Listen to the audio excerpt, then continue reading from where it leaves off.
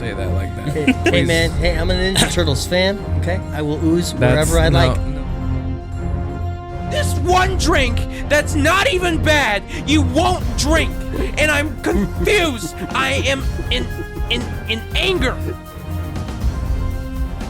Good for you guys. I don't watch a lot of movies. I go outside. Okay?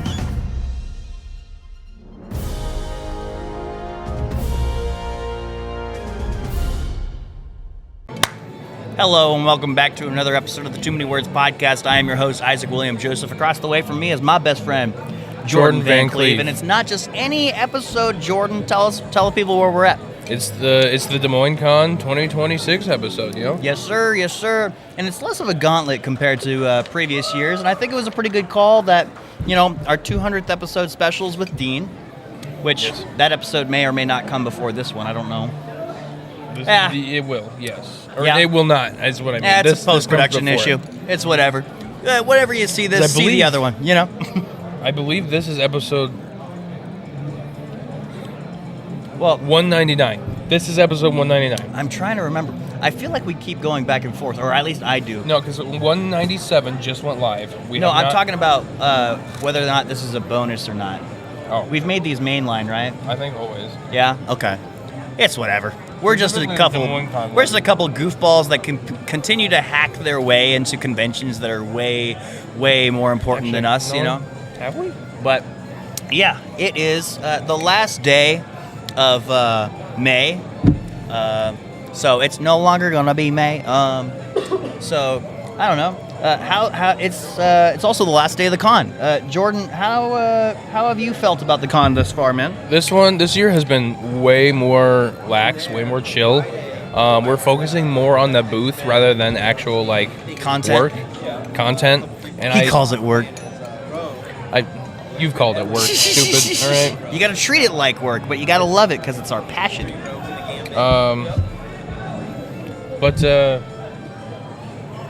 Honestly, I think it's worked out for us. We've gotten a lot of good sign-ups, a lot of good people, a lot of good conversations. Yeah, absolutely. And our content that we're doing is still great. So just because we're not focusing on it, it's still this last D&D episode might be one of the best ones. You think so? Honestly. I mean, but yeah. Yeah. Go find out how we all if you haven't seen the video yet. I guess that is a spoiler. You know what? James, bleep out in this. Just so people are wondering what we all do. That'd be great. That's right.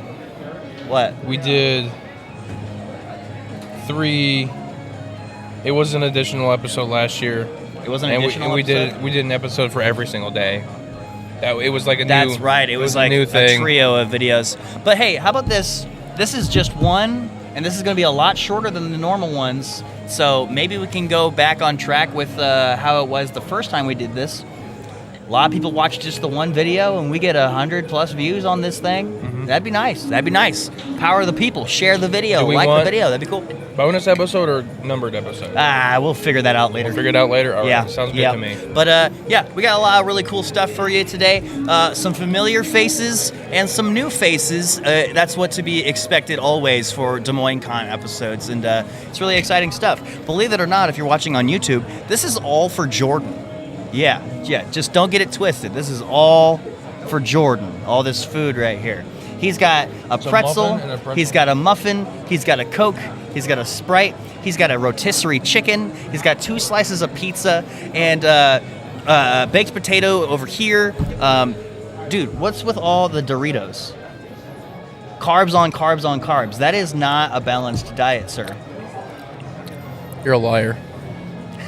Don't listen to this man. He lies to people. That's what Aaron likes to say. That's true. He's a liar. Goodness gracious. But anyways, we got another good one for you today. But that's it for this intro. We'll bring you some pretty cool cats. All right, opening up the special guests of this year's 2026 Des Moines Con podcast episode, we have the awesome returning guest that is author Joe Prozit. I like to Thank call you, him Isaac. the Joe Pro. Yes. Here I am. Thanks for having me on again. We're at Yeah. Des Moines Con. This show is always great. There's every time I go to a convention, I'm always overwhelmed. I'm always overjoyed by the wealth of just human beings who are out there pursuing their passions. Yeah. Like if you can hear it through the mics right now, somebody's over there actually playing a guitar. That's a human being. There's 6 strings and a pick. He's making it work. And that is every square inch of this place is just people doing what they love. And Exactly. it's That's- awesome. Yeah, there's lots of passion around here. People doing the thing, as I always like to say. We could delve into your thing if you know some noobs are just tuning in because. I was gonna say we know something you love is Mountain Dew. We should probably just finish yeah. that conversation. we up talked about it a really- little bit Top before we Mountain hit the Dew record content. button. Let's get into the Mountain Dew dirty stuff. So there's a new Dirty Dew out. That's what they're calling it, right? And Joe here had asked me what my thoughts were on it because I had tried it. Isaac has not tried it. Yeah. Nope. Okay. Never even heard of it. So It's out I there. think it's supposed to be part of that dirty soda trend, but the Dirty Dew is a cream soda mixed with a regular Mountain Dew, and I think that's where it goes wrong. Yeah, it's nasty. It's- That's my opinion. It's not great. It's Oh, not. don't they like offer that up at like Taco Bell? I Yes. bought it at Quick Trip. okay. Well, so the Taco Bell ones are actual dirty sodas. They're the soda mixed with Real dirt. with cream, like Tell usually us how you like, really feel, Joe. Usually like coffee creamer or something like that. But like you can't just mix a soda with cream soda and say, oh yeah, this is the same thing. Yeah. No, that's what the Dirty Dew is that they're selling in the bottles and the cans and stuff. I mean, I do some gardening, so I have paid, double-digit figures for cow manure, but just never at a Quick Trip before. exactly. It's. I wouldn't say it's the worst thing I've ever had. No, it's but not terrible. It's all right. definitely. I think they missed the ball. Yeah. They missed the mark. I guess I'll It's- have to try it. Maybe we review it on the pod. We could. We definitely could. Yeah. But yeah, it's definitely. It's not what I wanted from it. Maybe we'll have Vinny go get some so we can try it today. There you go. Live. maybe. Let's do it live. Yeah. We'll give Mountain Dew money after we just trashed their drink. No, I'm sure they're fine with it. Sponsored not by Mountain Dew, Not once by again. Mountain Dew for sure. Oh, goodness gracious. But you mentioned gardening. For those who are religious watchers of the podcast, this beautiful man's a lot tanner than when we interviewed him in December. Yeah. You said you've been gardening. Is that like a recent interest or what's up? I've done it. I think this is my 3rd year. This is the 3rd time I've put in a garden. So, I'm a retired Army. So, as a retired person, I think you're legally obligated to garden. But it's fun. It's just a That nice way to seems get to be the outside trend and for sure. and get your hands dirty and Okay. and do Are something. you growing food or just Yeah. like, okay. So what do I got in the ground right now? Corn, watermelon, cabbage, spinach, tomatoes, onions, garlic. Nice. Yeah. You got the Oh. whole shebang. Yeah. right Of a there. good salsa when it's all said and Yeah, done. I was gonna say, yeah. that sounds like I was about to perfect say, let's salsa. come over for BLTs, man. There we go. Yeah. Black bean and corn salsa is always my favorite. I don't know why, but I love corn and everything. I don't like corn by itself though, so Okay. That's interesting. Yes. I don't like corn in my burritos. I see that. In I've done that. I see I'll that do in that. people's burritos. I'm like, yeah. I put what? corn in my Chipotle burritos or Pancheros or whatever. Yep. Okay. You know what I like? Mexican street corn. Yes. Hell Street yeah. corn's great. Street yeah. corn's great. Dude, I discovered Mexican street corn in the weirdest way possible. It was a Cheetos Were you on a flavor. Mexican street? No, I was at Walgreens actually. Oh, okay, that's pretty far removed. It was a Cheetos flavor. I'm like, Mexican street corn, what on earth Oh, does that yeah, taste like? yeah. And I tried it, and it was the best Cheeto I've ever had in my entire life. And I was like, I gotta try the real thing. And I've been on the search for It's funny. whoever sells it, and I've been trying it in very different. I thought the Iterations Cheetos flavor and- was way worse than actual street corn. Yeah, I don't know if I've had the Cheetos, but I've had I don't street know corn if and they make it's them anymore, but I think I kind of got lucky trying the Cheetos first, Yeah. and then having a real elote. Maybe. You know? Yeah. But so gardening's fun. What really got you into gardening? What made you be like, I should really start to do this, other than the retirement free time type yeah, stuff? I don't know. I guess my parents gardened when I was a kid, and I was forced into doing it then. And then I had an empty space. We had a like a little play set with some plastic grass over it for the kids. Now the kids are old and, they don't go on slides or monkey bars anymore.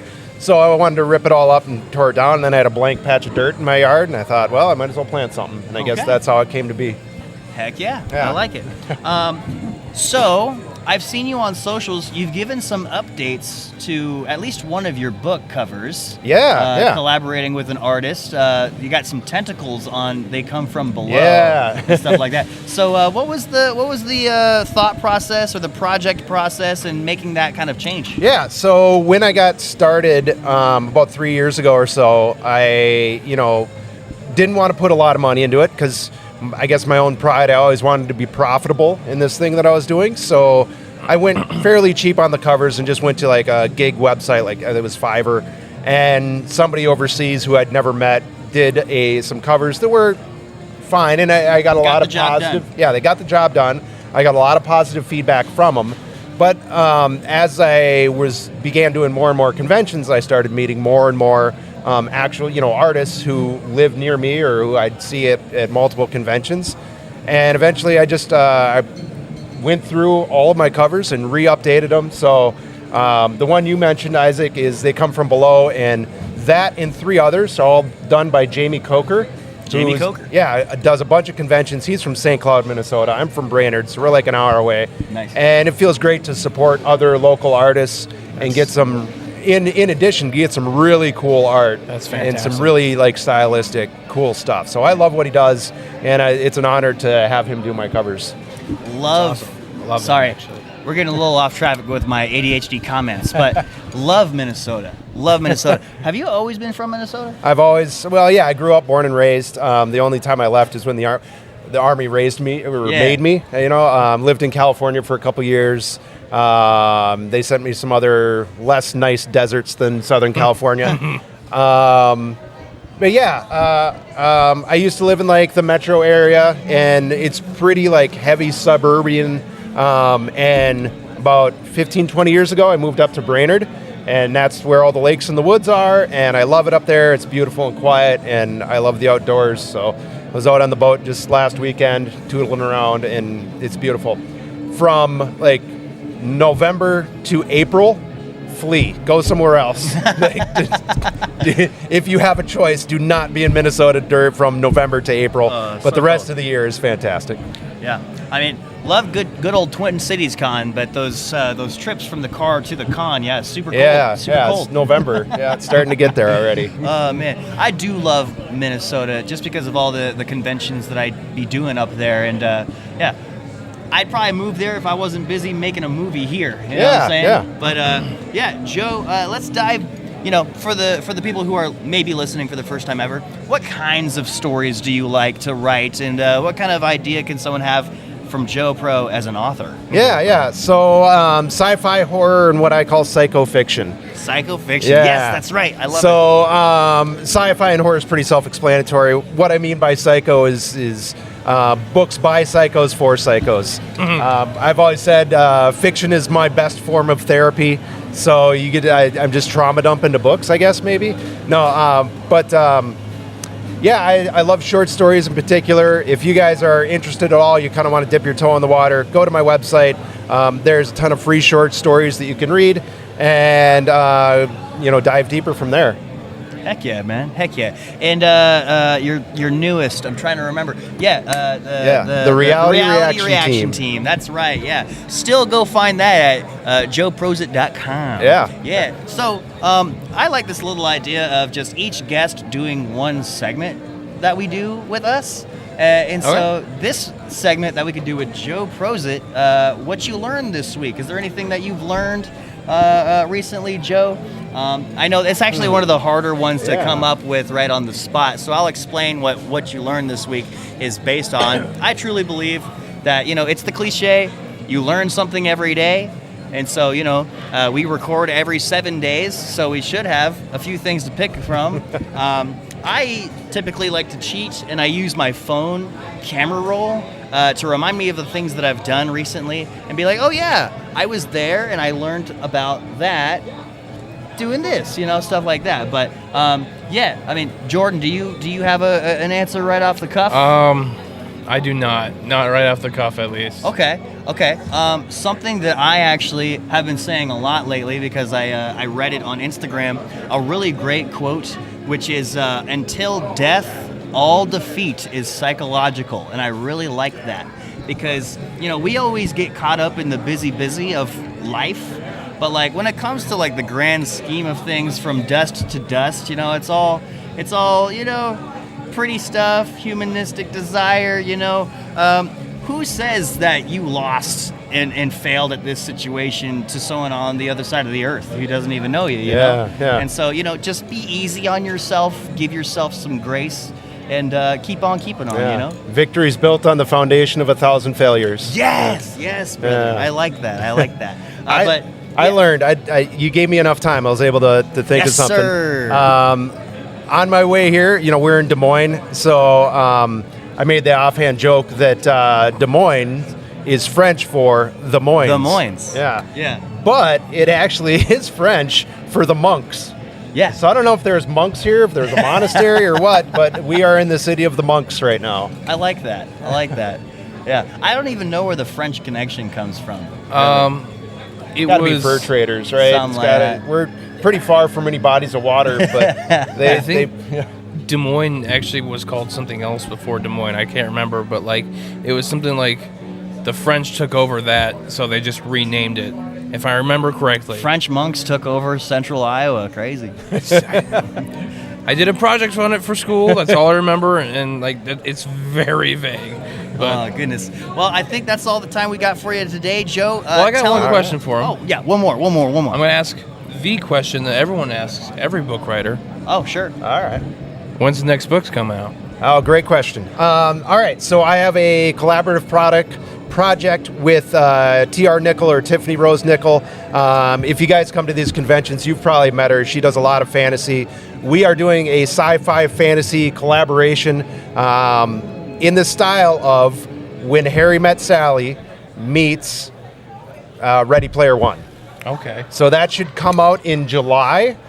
Look forward to that. Of course, it'll be on all the social medias, both mine and Tiff's. We're both really excited for you guys to see this thing. It's going to be great. Who It's called The directed? Crossover. Who directed When Harry Met Sally? Ivan Reitman? I don't know. Someone. I know Spielberg did Ready Player One. Yeah, Spielberg did Ready Player Yeah. One. So, like, if your books are adapted from those two, that's got to be great. It's got to Yeah. be great. And my off-camera friend over here, you'll probably meet him today. He gave us a quick overview of what Des Moines means. There's a couple. I got there's a couple fact-checked, things. didn't I? I just got Yeah, All right. yeah. We weren't too far off. Actually, it's actually like additive in what it really means. So, River of the Monks. French explorers interpreted the name as Rivière des Moines. It is traditionally believed to refer to early Trappist monks who lived in huts near the river's mouth. Yeah, fur traders. And then Yeah. Native American name. Many historians suggest the name is a French adaptation abbreviation for that one. A lot of tribes that I can't. Yeah. I don't know how to read. we won't embarrass Native you. Americans, yes. Subgroup of the Illinois people who live along the river. Thank you. That was Freddie Fisher. You'll probably he'll be on an episode today. On the episode today. But yeah, where can people find you, Joe, before we let you go? All right, yeah, find me at joeprosit.com. That's JoeProsit.com for all your sci-fi, horror, and psycho fiction needs. Hell yeah, brother. Thanks, guys. Good to have you. Yeah, Thank you. always fun. Bye. Hello and welcome back to the next section of the Too Many Words podcast, Des Moines Con 2026. Yes, sir. Yes, sir. Today we are here with Sean Beveridge. Say, Sean, I've met a lot of people associated with the Uncanny Experience, and I've met you just this weekend. Yep. We've probably bumped into each other, probably at last year's Uncanny Experience, unknowingly or something like that. Probably. But yeah, let's. I always love promoting Uncanny Experience. It's one of my favorite events of the year, probably my favorite event of the year, Appreciate just because that. it's. I don't know. I don't want to say unique, but there really is nothing else like it. No, you know? yeah, it truly is something uncanny. It is a fabulous experience. I mean, it was appropriately named. Yeah, I love it so much. Absolutely. So, Sean, how long have you been involved with the Uncanny Experience? I was a regular attendee on the first year, but I was invited to be a cosplay guest the second and third years as Banshee. Just because of the strength of, I have the build for it, I can grow the mutton chops, and I can do a pretty believable Irish accent. Yeah. You do have a very, I don't know, realistic Banshee, I'd like to think. Yeah. I think I do remember seeing you as Banshee at last year, and then obviously on Friday. Oh, thank you very much. It's very kind of you to say so, lad. I do love it. But yeah, we always love to plug them. Can you give our audience a few reasons as to why they should consider going to the Uncanny Experience this year? Absolutely. So the main pitch I've been giving at the table is that we are a fully immersive X-Men convention. We take the Minneapolis Club building in downtown Minneapolis, we turn it into the Xavier School for a weekend, and you get to go to classes taught by the X-Men. Cosplayers are there not as cosplayers promoting a brand, but as the characters. You are interacting with Storm as she teaches botany, or Wolverine as he's doing physical education. It's a fantastic, wonderful experience. The school is split up into separate houses, kind of like Harry Potter, but we just added a new one, so we have a fifth house, House Brotherhood. Really? Yep. To go along with the Morlocks, House Pride, House Xavier, and House Hellfire. Okay.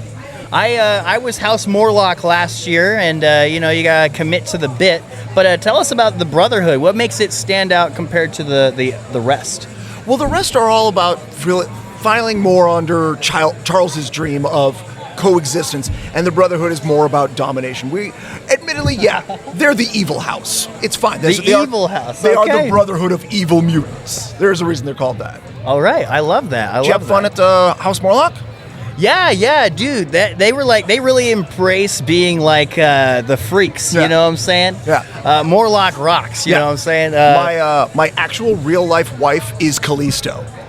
Really? So like the Callisto who runs House Morlock, that's my wife Samantha. Oh, dude, she's great. She is great, and she was so unconfident in herself when they asked her to do it, and it gave her this sense of focus.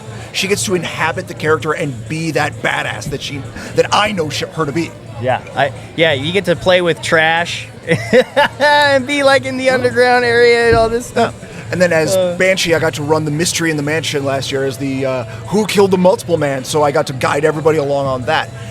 So there is a whole variety of activities to do. It's not just going to classes, there's also the mutant market, meeting the celebrities, all of it. It's amazing. There's also a really fun gaming room, too. Yes, there is. Put on by 2DCon.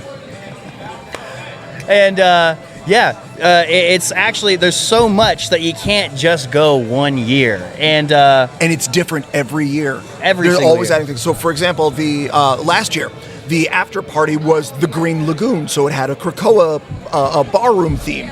This year, the after party is Madripoor themed, so we've got casinos and slums going for it. It's going to be a fantastic time. Okay. Yeah, absolutely. Yeah, and keep in mind, this is an event that comes out in September, and there's already plans that you've probably been making since last year, probably. Oh, absolutely. We've had ideas in place for years for some of this stuff. We're already talking about what plans we're going to do next year. Absolutely.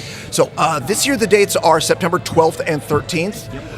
Which luckily last year we did summer school, and that gave us that extra 2 months to plan things out. Yes. Which was handy. But we have pulled out all the stops. This is going to be an amazing weekend. I'm really excited for it. Yeah, I going into this calendar year, I was like, looking at my PTO and being like, ooh, I'd be lucky if I can go this year. But a lot can change in like 5 months, and I think I'm definitely going to go this year. We love covering the event. And it's the 5th year, right? This will be the 4th year. The 4th year. So we're calling it senior year. Yes, senior year. Our original freshmen are going to be seniors this year. That's absolutely awesome. So next year, there's the possibility, I feel like I'm not talking too much out of class for this. We're thinking that since it's going to be, we have our first proper graduating class of seniors, next year we get to talk about the New Mutants. Ooh. Oh, snap. That's my... That's your alarm to come get me? That's my alarm to come get you. Yeah, this guy, he's very punctual. He got here early, and I love that.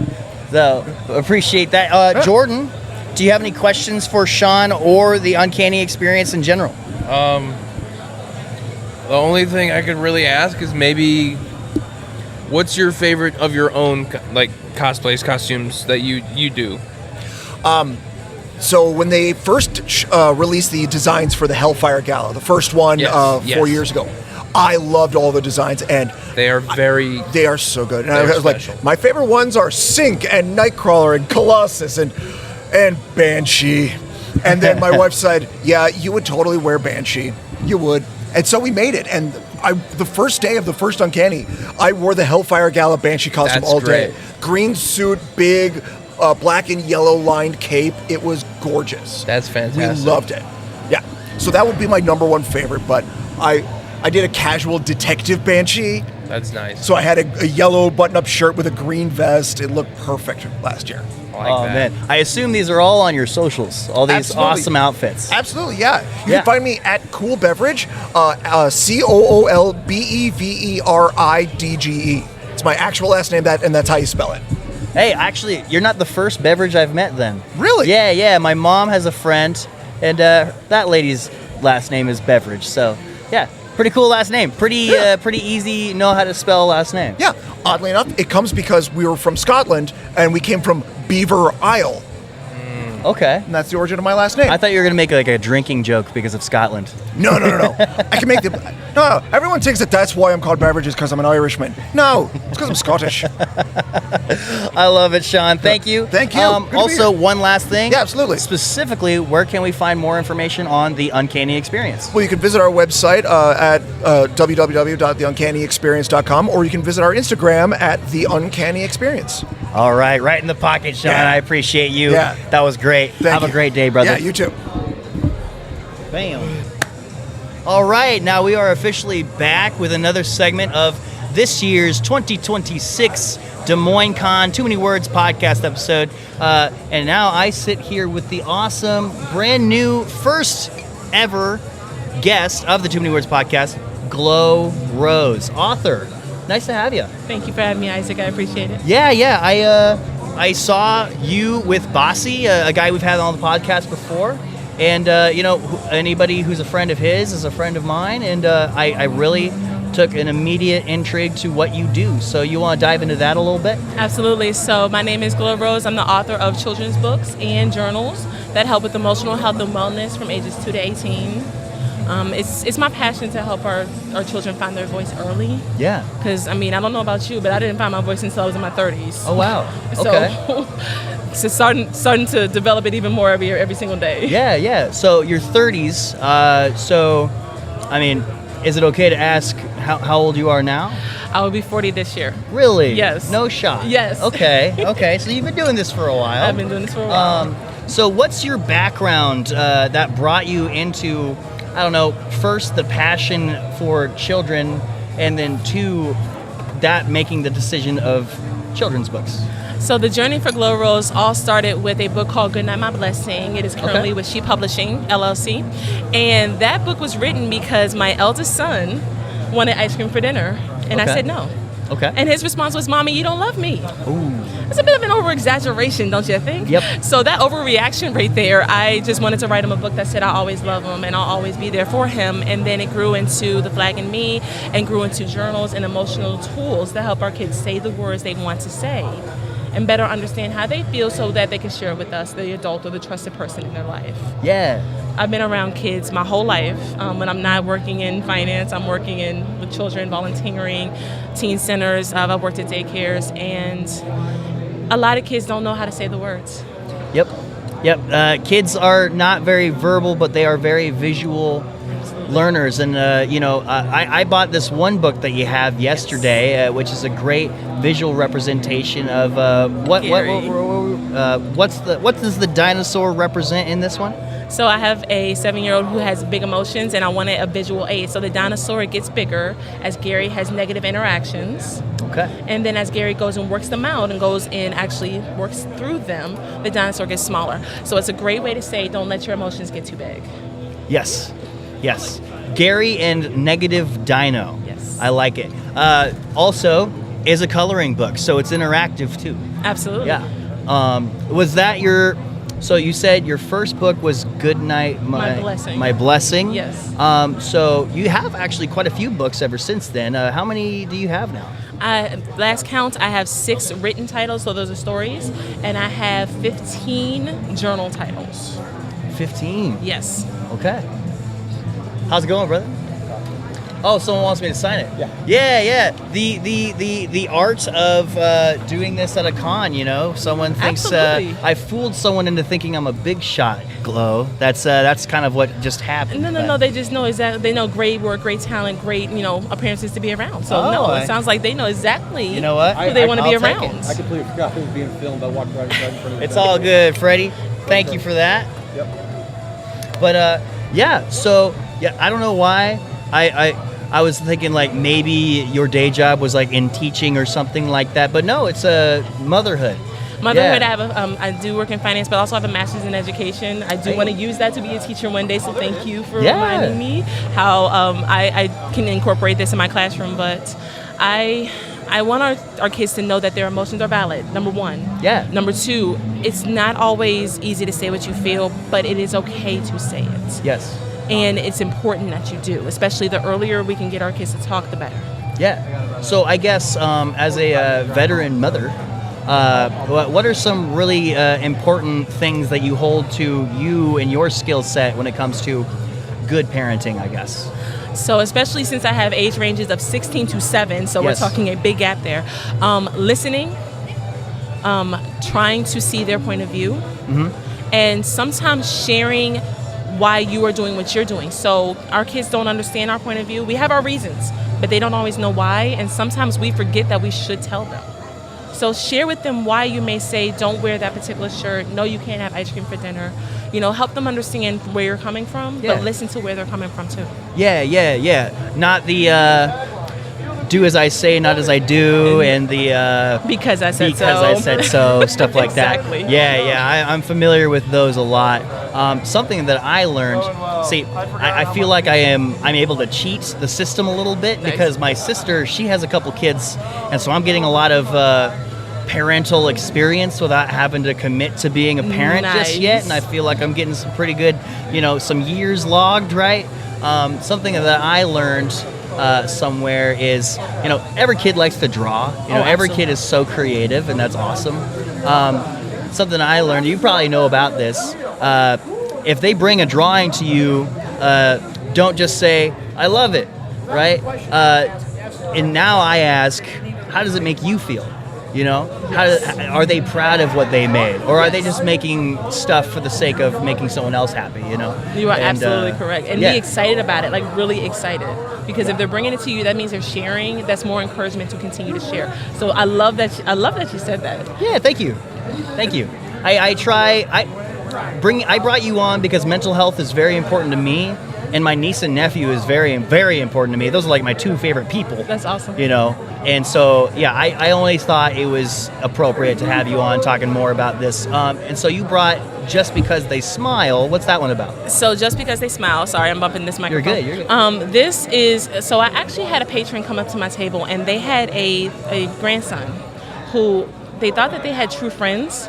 But unfortunately, the friends were a little bit more manipulative. The grandmother could see it, and even the mother could see it, but the kid could not. Okay. And so it was very much, you remember Mean Girls? Yeah, I do. Regina George at the beginning of the movie, how she treats her friends versus how at the end.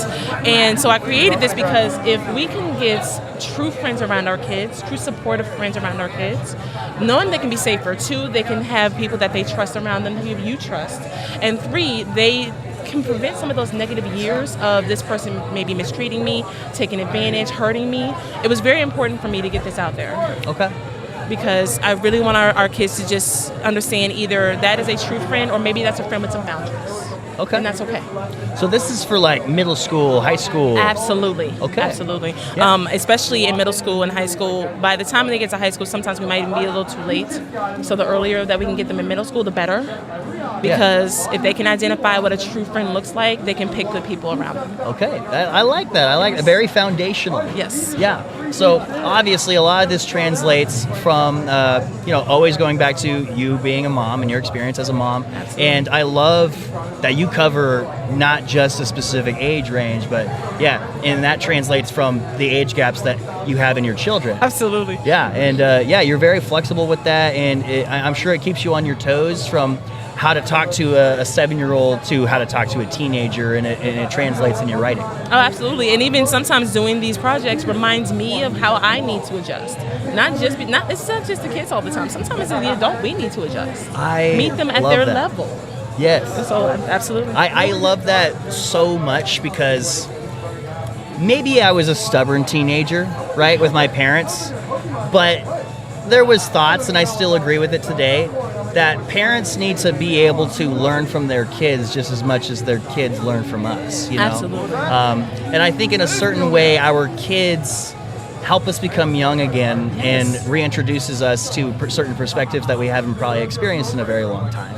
And I see that you're helping pave the way through writing as well that way, right? Exactly. Oh, and my 16-year-old takes after me. He writes, and he helps me all the time to better grow my own craft. That's awesome. So yes, to your point, they teach me and I teach them. I love it.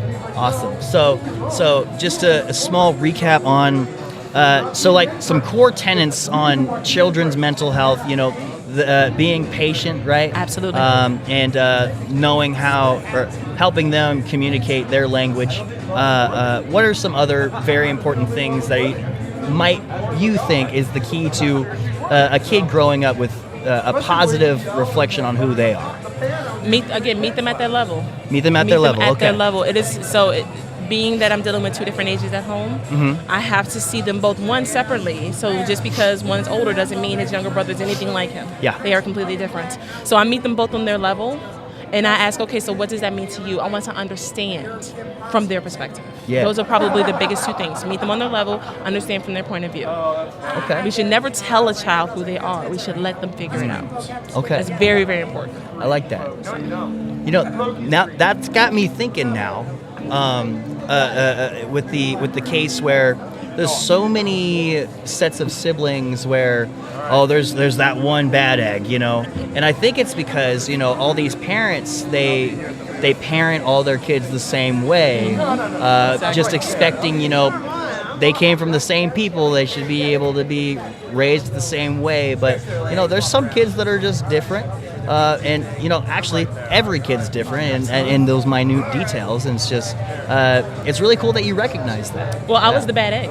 Oh, really? I was the bad egg. Really? And, Okay. and actually, some of my other books that aren't here with me today reflect that I was the bad egg.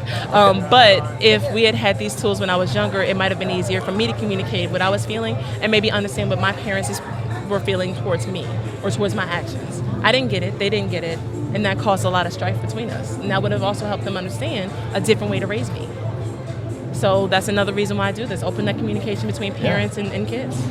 So, you said you didn't find your voice until your 30s. That's when you started writing? Oh, I've been writing my entire life. Okay. Oh, okay. no. I traveled with a journal in hand all times.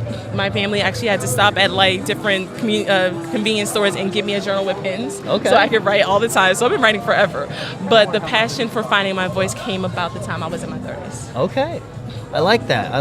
And so, 40-something, you became a mother in your early 30s? No, at 23. 23, okay. Yep, and then my youngest, 33. Okay, awesome. Well, Glow, I think that's all the questions I have for you right now. But where can people find you and your awesome books? Absolutely. So for now, you can visit www.glowrosebooks.com to find my entire network of books. But She Publishing LLC has the Good Night My Blessing title I spoke about today. And it's shepublishingllc.com. I love that. Yeah. Once again, so passionate about mental health. I always love talking about mental health. Glow, you're always welcome to be back on the podcast whenever you want. This was great. Thank you for having me. Thank you. Hello and welcome back to another segment for the 2026 installment of Too Many Words Invades Des Moines Con. We're here with some brand new faces for the first time ever. We have so I don't even remember you guys' names from 2 nights ago. Sarah. Sarah. Okay, Sarah, I'm gonna have you take this microphone. Yes. There we go. Sarah and Malachi. Sarah and that's right. That is not your name. What's your fake last name? Malachi Frostborn is the Malachi full, Frostborn. I've yet to All come right. up with a middle name. If there's suggestions, I'll take it. Cool. Can you do me a favor and tilt that up? There you go. Bam. We good there? Bam. Perfect. right. You're looking beautiful. So Mike then? Rob. Rob. Yeah. Sorry. You know, okay. I It's remember okay. Malachi better. Yeah, That's crazy. I mean, you know that you laugh at me, but it's a memorable name. I know. And corrupted collectibles is hard. It can be a little tricky to say. Yeah, Corrupted Collectibles. So that's your guys' podcast? It's kind of like so it's a weird story. So it started off, I was doing like toy photography, action figure photography, and I'm not good with naming things. And we paid somebody $2. They gave us 15 names. One of our favorite vendors at the Des Moines Farmers Market. Yeah. And so I told her, I said, here, pick the one that you like the best. And I'm going to pick the one with alliteration because corrupted collectibles, topless toy talk. Like Yeah, you gotta have like the similes. same. You gotta have the same letter that it starts it off with. Yeah. So Corrupted Collectibles, I think, is what we've now established as like the overarching brand name because Yes. like we do like dumb little skit shorts and the toy photography, and then we have our weekly live stream podcast, whatever that is, Topless Toy Talk, and so like, Yeah. I like it. I like the marketing. My company is called Scaldstone. So yeah, that just makes sense. Okay. Well, I shouldn't say that. Actually, we should remove that here. Part of this. Remove what? What are we removing? I did not mean that until Yeah, it no, came you're out. good. You're good. You're good. You're good. Given the context, I think you're all right. We do have an editor that can put a quack in yes, if we need should to. definitely probably do that. Nah, definitely Goodness. not. Make it worse. Whatever But, you do, make it worse. Yeah. Like, I regret So it already. I do have. Well, I say so many questions, but an overarching question of Topless Toy Talk. How on earth did you guys come up with such a concept? So again, this one like through alliteration. Yes. We have a lot of friends like in the toy community that do different. I don't know what you actually call them, but they do their own little like live stream podcast stuff, and they've been doing it a while. I think they started it during the pandemic. Different reviews and whatnot, and I just at some point one of us said in passing like topless toy talk, like that would be funny. And then I was just like, oh, that escaped my mouth. It's fine. And then he was like, no, we're going to do that. And I said, no, I have a real professional job. Like, I'm not going to be on the internet on a show called Topless Toy Talk. And I thought my friends and family would agree. And everybody said, no, that's really funny. You have to do that. So now we're like, 43, 44 episodes in. Okay. Have you Here we embraced it? You've been cool with it then? I have been. Yeah, We've been trying to figure out how to do a live show. That is To be honest. our new challenge. Oh my because I feel like And the funny thing is, that was her idea. It wasn't even mine. She was like, you know what? We should figure out how to do this live. And I'm like, you didn't even want to do this in the first we could place. do like an 18+ thing. How do you make that work? Like at Yeah. home, we just have a line of like toy Well, boxes you know, in front like, of us. we have but a if you're barrier, in front right? of Like- real people, like that's a whole different situation. That is an obstacle. I would almost say form-fitting, nude-colored tops. That works. Yes. That was kind of because we were talking about, well, how can we walk around and do that? And last minute I had that We're idea. not It's like, gonna what if we had like, you know, flesh-colored shirts and like we did like a foam sensor bar, you know? Or that we said, attach I like don't know, Funko boxes, Or like just Maybe, something. maybe. I will say I've been to a tattoo convention at this place, and I will say you guys could probably get away with a lot. All right, yeah. interesting. Just about anything is out and about at a Yeah. tattoo convention, so I think you guys will be just fine. That's good to know. Would they let people without tattoos? That is actually one of the most interesting things is like everybody else has tattoos for the most part. Yeah. I don't know that we've interviewed anybody without tattoos, but we don't have any. Yeah, just no interest, right? Well, I can't think of anything I'd want on my body until I die. Okay. That's That's reasonable. I would just totally can't. get a tattoo. Like, it's just that thing is like, what would it be? And we And like, also I sit didn't- and ponder it for like hours sometimes. But then we and I also never come reached up with this, anything like, cool level. enough. Like when you're at this age, like you can't. We could. We've actually joked about getting like matching tramp That, stamps yeah. because that would be super funny. But That's what I said. I was like, well, you know what we should do? Yeah, matching tramp stamps like right across the low back, and yep. I like it. it could be my face on yours and your face on Okay, me. so like, that would be I don't know. Like, yeah. Maybe just your eyes make it really creepy. yeah. Yeah, very much. Yeah, Just to get real my co-host and I, we plan on getting matching tattoos as well for Nice. our live event this year. Very cool. Yeah, it's going to be our closer and a sound wave on our. Well, I don't know where he wants it, but I want it on my calf. Okay, And okay. we get the tattoos during the live show. Oh. And yeah, we're gonna see how well that goes. That's very cool. No, I Yeah. like that. That's a Yeah, fun- we're getting a bar lined up. I think we're about to get some tattoo artists lined up, and yeah, we're gonna cook with grease with that one. I like it. I like Yeah, it. yeah. How long have you guys been doing your talk shows? So 40 something episodes with the topless stuff. Yep. And then the corrupted collectibles. Yeah, so that started with like toy photography, and I think I started that in 20. What year is this? 26? 26. 24? Yeah, I think late 24. So it slowly kind of just escalated. Like it started real chill, and then I just started going crazy with it. But yeah, so we're not even a year in with the podcast, we're gonna call it, like, and then talk show. A couple years in with the photography and little skits that we do, like. Yeah.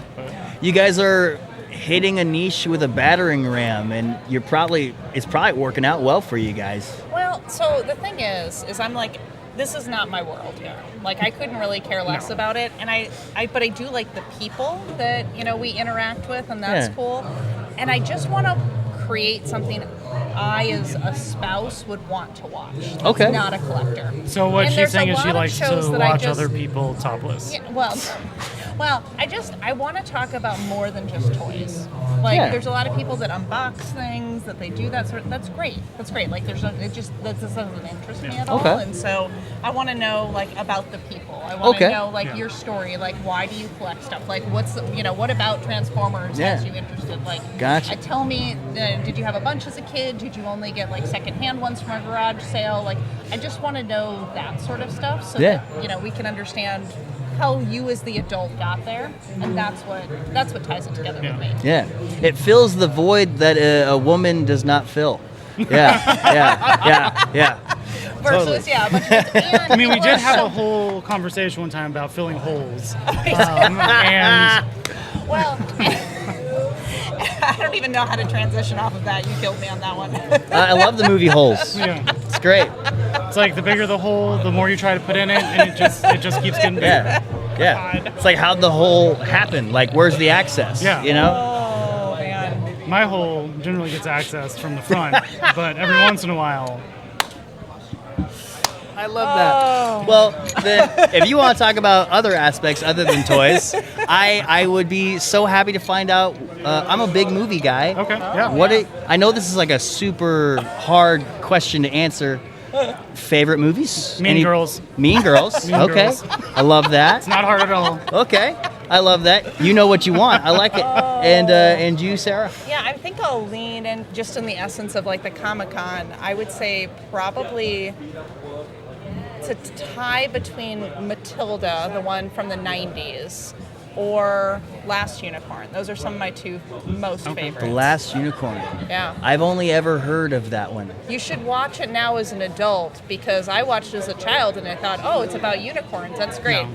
Totally different message. Makes you feel Didn't I I think I heard something about The Last Unicorn being super dark. It is unintentionally very dark, and then when you but it's all very if you're actually looking with for lizards and, a very uplifting I've anime, heard some crazy lore. I would check out Grave of the Fireflies. Grave of the Fireflies? It's very happy. You'll feel I don't know fantastic. if I trust that. It's made by the same studio who did My Neighbor Totoro. Oh, okay. Which I love. Actually, that's another one, a really favorite movie. But it's even happier than that. Just you watch it and you report back your feelings. Okay. Yeah. Okay. Yeah. What was the name on that one again? Grave of the Fireflies. Brave of the Fire. Brave of the Fire. Brave. Like brave. Like okay. Sorry. Yeah. Third time's the charm. Grave of the Fireflies. Okay. Got a lot of catching up to do with Firefly stuff. Okay. Cool. I love this because now we can just talk and just showcase how personable you guys are because of the talk shows. Fun thing about Mean Girls, have you seen the movie Send Help? I don't know if I have. It's the new Sam Raimi movie, came out in January, starring Rachel McAdams, who plays Regina George, right? Okay.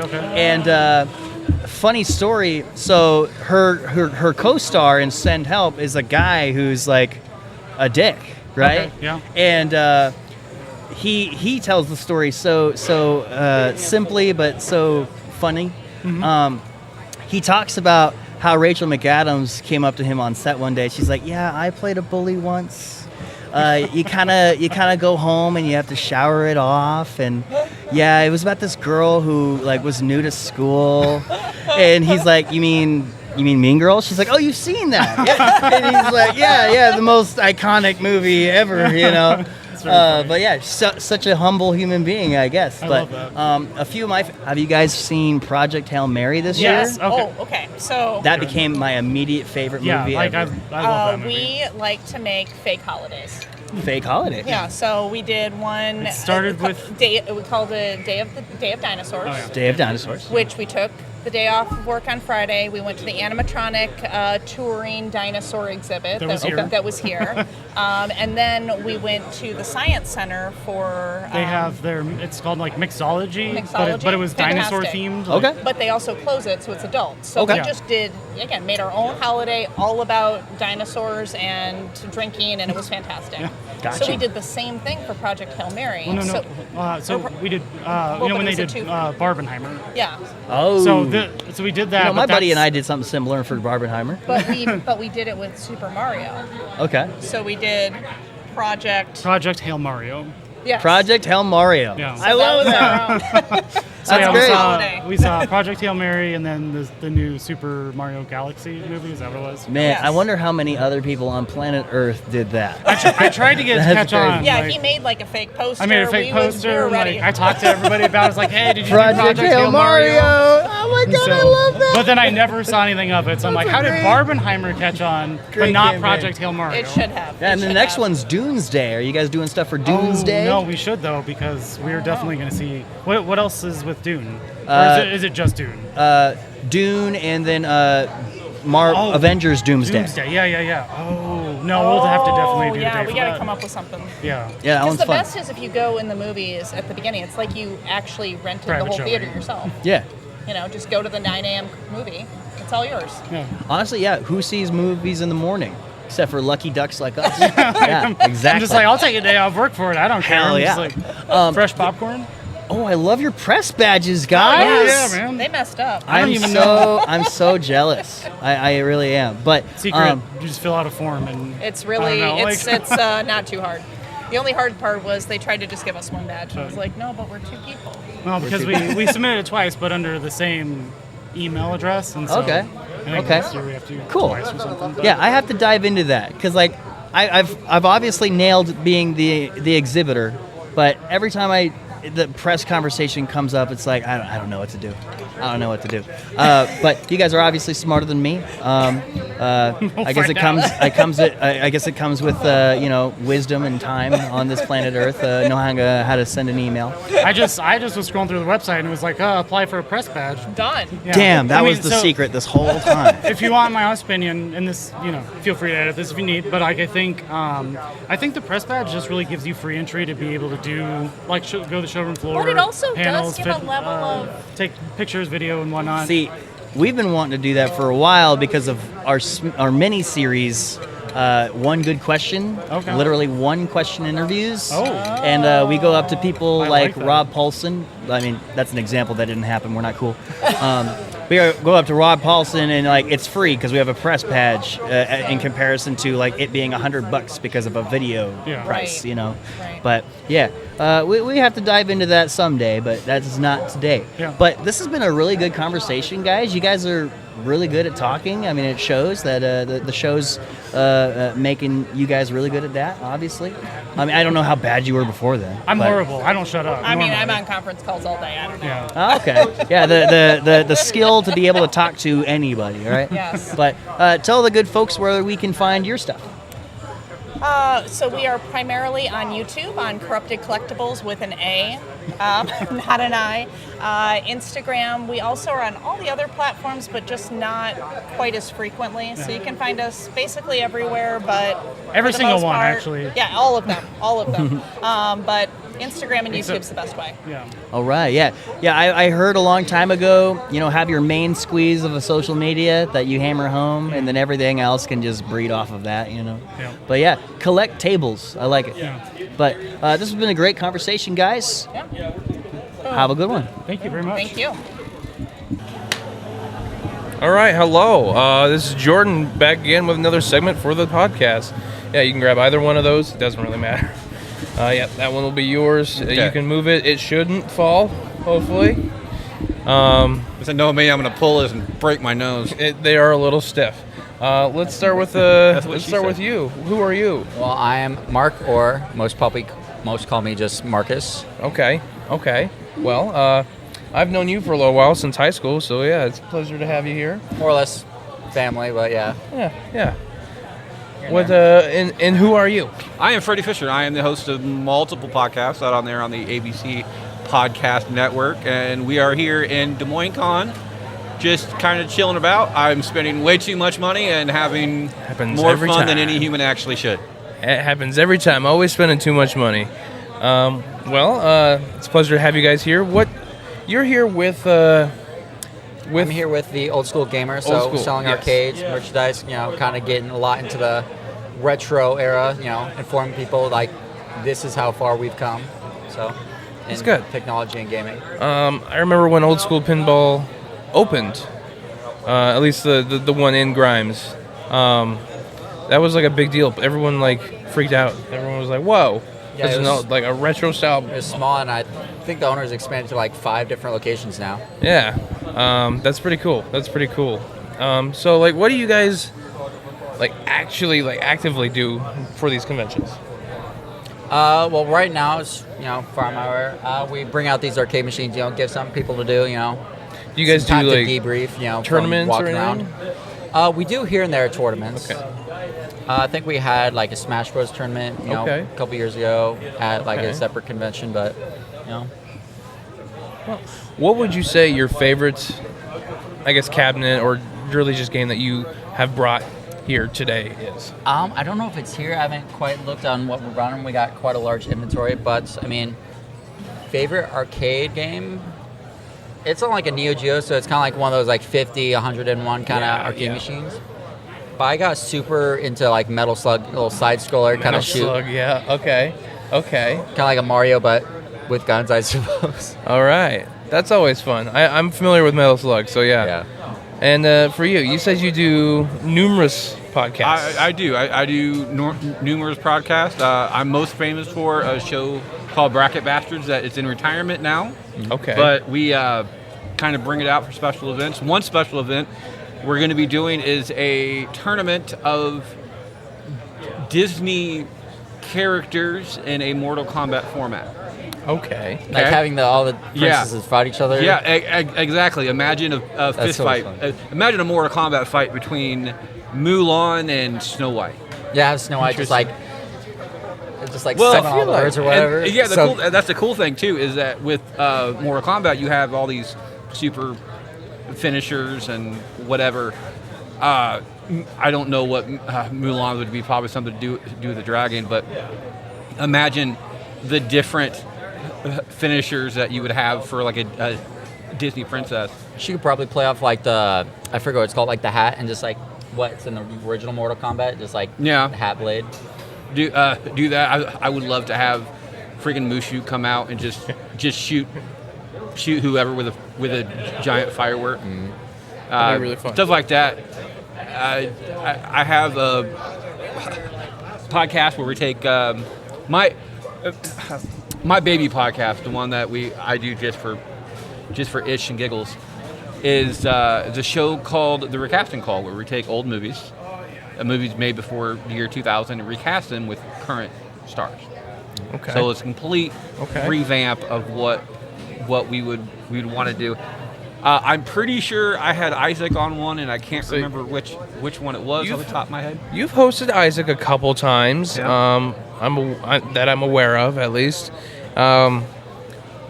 What as he is someone who has been also podcasting for, I guess we've been doing this for almost 4 years now. From your perspective, what's it like having him on as a guest rather than is it different than regular guests that you might have on that are not podcast hosts themselves, or there's a huge difference between people who have podcasts themselves and people who just are there or whatever. You have the people who do it randomly are quiet. Really? They don't know how to either, one, project, two, enunciate, or three, kind of get involved in the conversation itself. You can tell the people who've been podcasting for a while because they forget the mic's there, which is really cool. Isaac is one of those people that you never have to worry about trying to forward the conversation. Okay.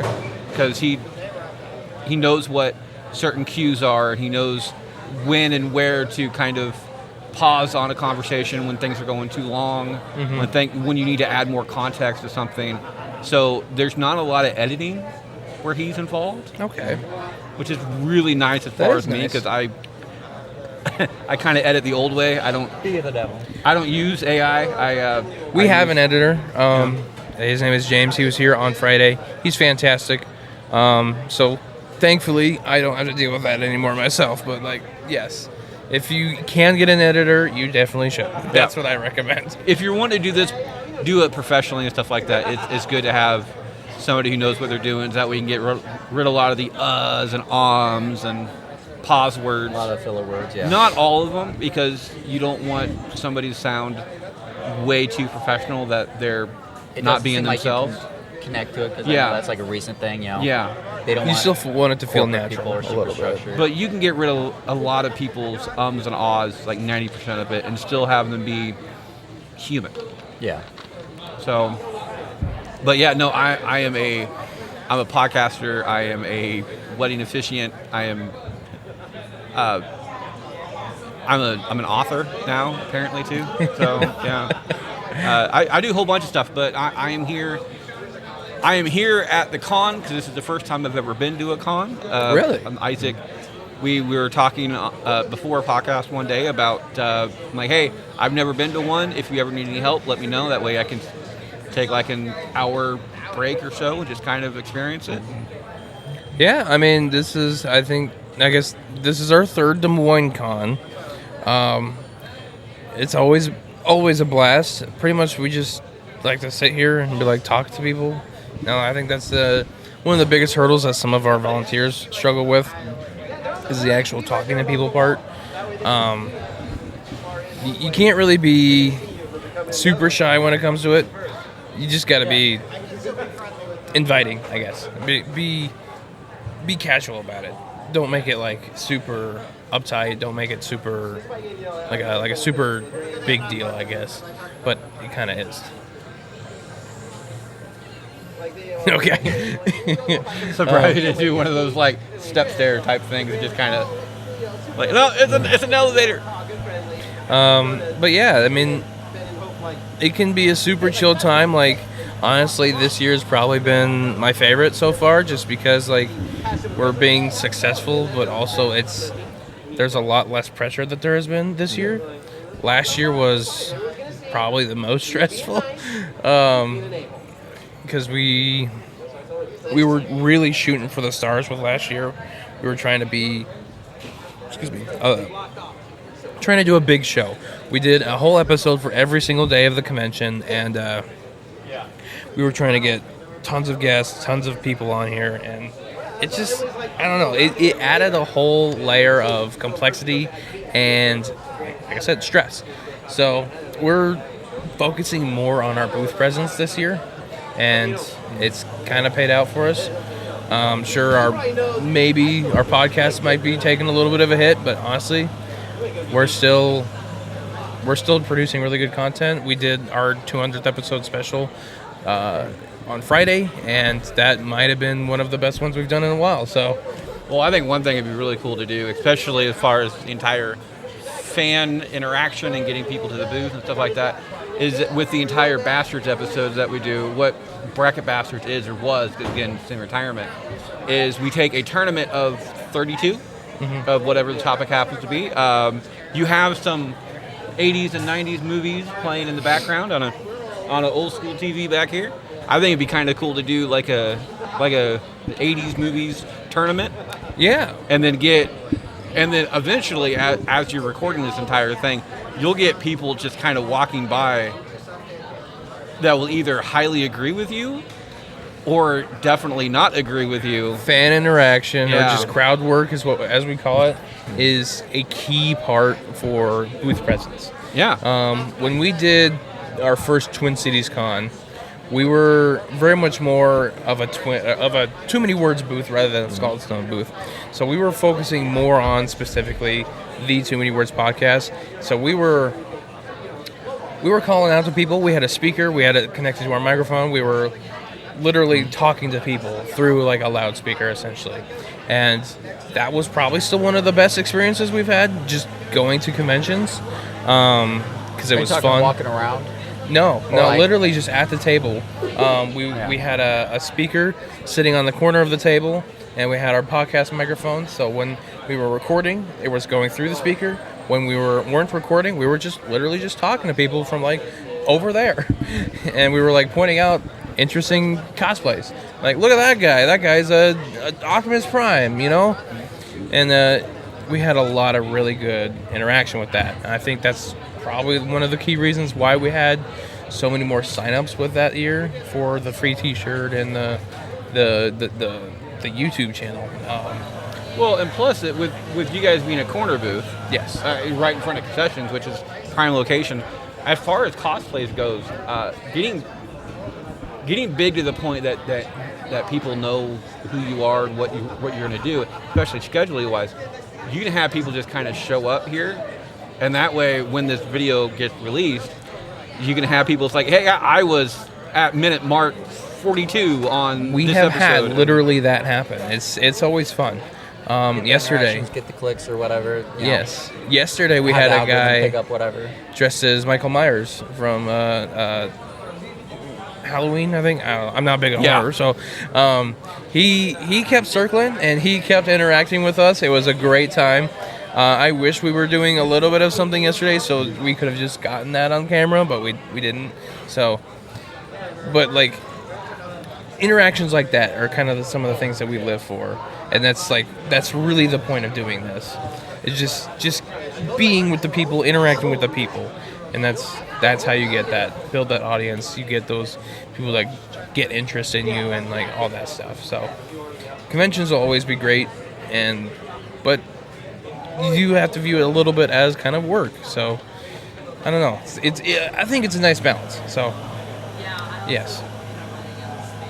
Kind of what you're saying about the speaker, I think that really gives a presence because, you know, obviously there's like a million booths and, you know, a lot of people come around and but like having a speaker out there, you know, signifies like, okay, they're not just like here yapping, talking, they're actually, you know, producing something, you know, making it present instead of just walking by.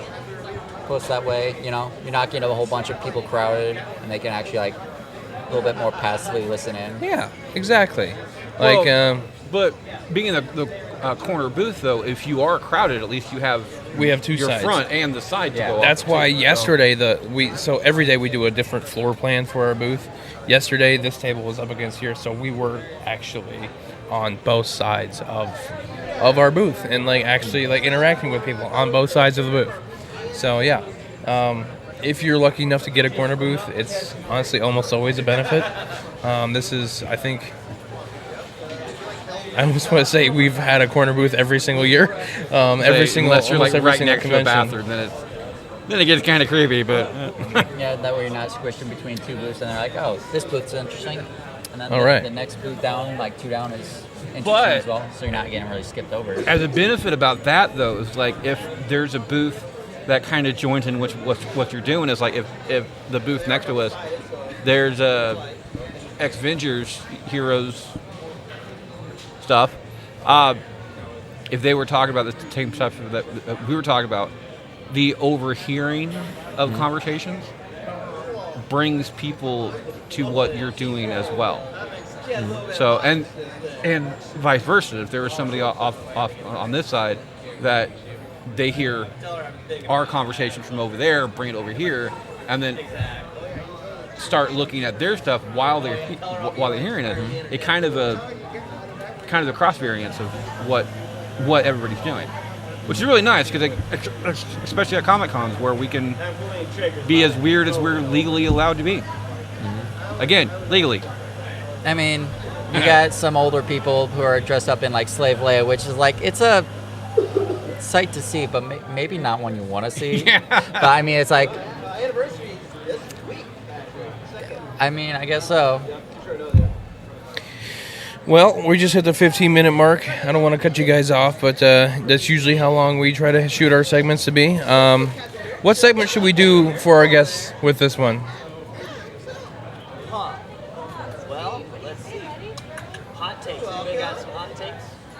Hot take.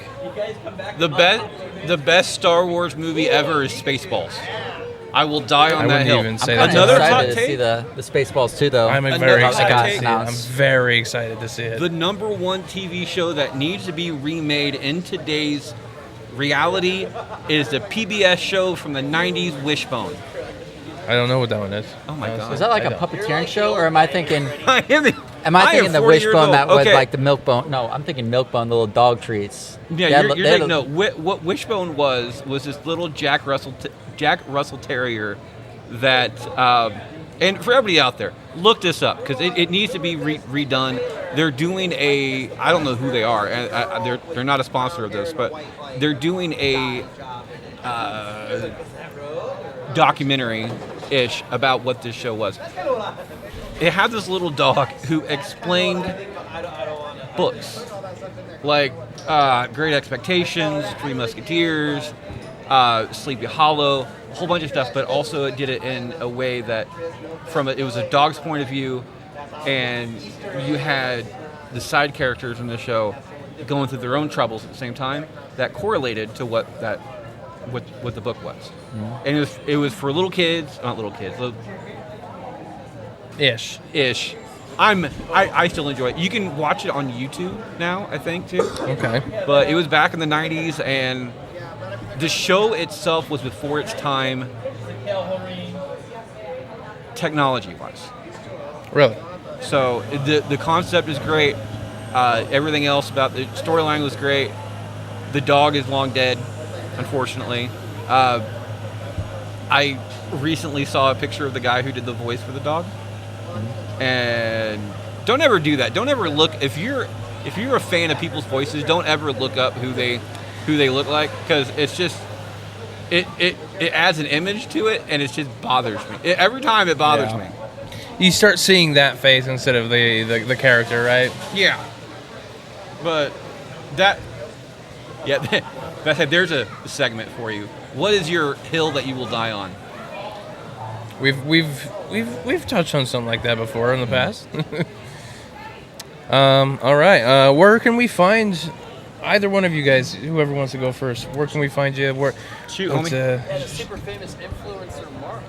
Plug yourselves. Plug whatever you want. I mean, I'm kind of working out, figuring out that like dopamine of like doom scrolling versus actually, being productive on social medias. Yeah. I guess I'm kind of just doing fitness posts. Hey, just to that's kinda all right. Fitness put posts something are out there, great. get experience in posting, I guess, versus tying my editing skills. Exactly. Editing skills are always something nice to have. Yes. Honestly. So, I mean, that would be Marcus Lifts with 2 S's. All right. Marcus Lifts on Instagram? Yep. All right. Check him out on Instagram. How about you, sir? And I am not your host, Freddie Fisher. I do, however, host multiple podcasts on the ABC Podcast Network. Not that ABC, because copyright infringement and everything else. It stands for An All Bastards Channel. We have shows regarding professional wrestling. We have shows pop culture. We have shows regarding old movies and new movies and a whole bunch of other stuff along down the line as well. So, all right. Well, check him out on that. And I'd like to thank both of you gentlemen for being on. Thank you.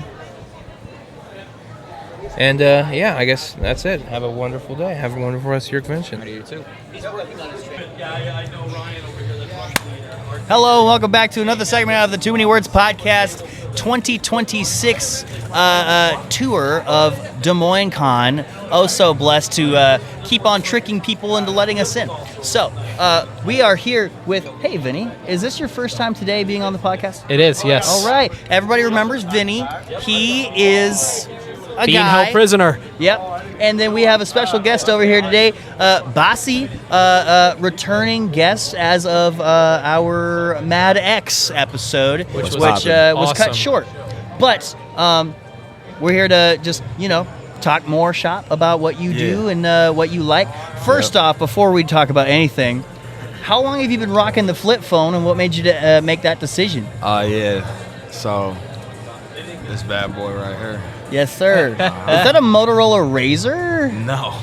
What is that? This is a TCL. This is like straight up like the most low tech. Okay. I could, Like yeah. you went to Walmart and said, "Give me that one." Exactly. Heck yeah, bro. I truly think people be using flip phones in this day and age is one of the coolest things ever. I think it's a power move. I didn't know it was a trend until I started showing people that I got one. Really? Yeah. And then they were like, "Oh yeah, that's trending right now." I was like, "I've literally have not seen a single person with a flip phone." Well, But I feel like people also use people use it as kind of like burner phones these days, like flip phones. Just Oh yeah, because Bossy's doing a lot of illegal stuff. No, but like they use Trap. it. They use it for more like if you like just want like a phone that you don't have to like worry about like going like on your iPhone for and stuff like that. Like flip phones, I would use like for like emergency contacts. Flip phones are not designed psychologically like iPhones to take every free moment Yeah. that you have. So that's why I switched. Yeah. Distractions. I'm See, thinking yeah, about. that's I've a been better thinking about way. switching for the exact same reasons. You're a creative. I'm a creative. Yeah. You've probably had that moment where it's like, well, I spent an hour on Instagram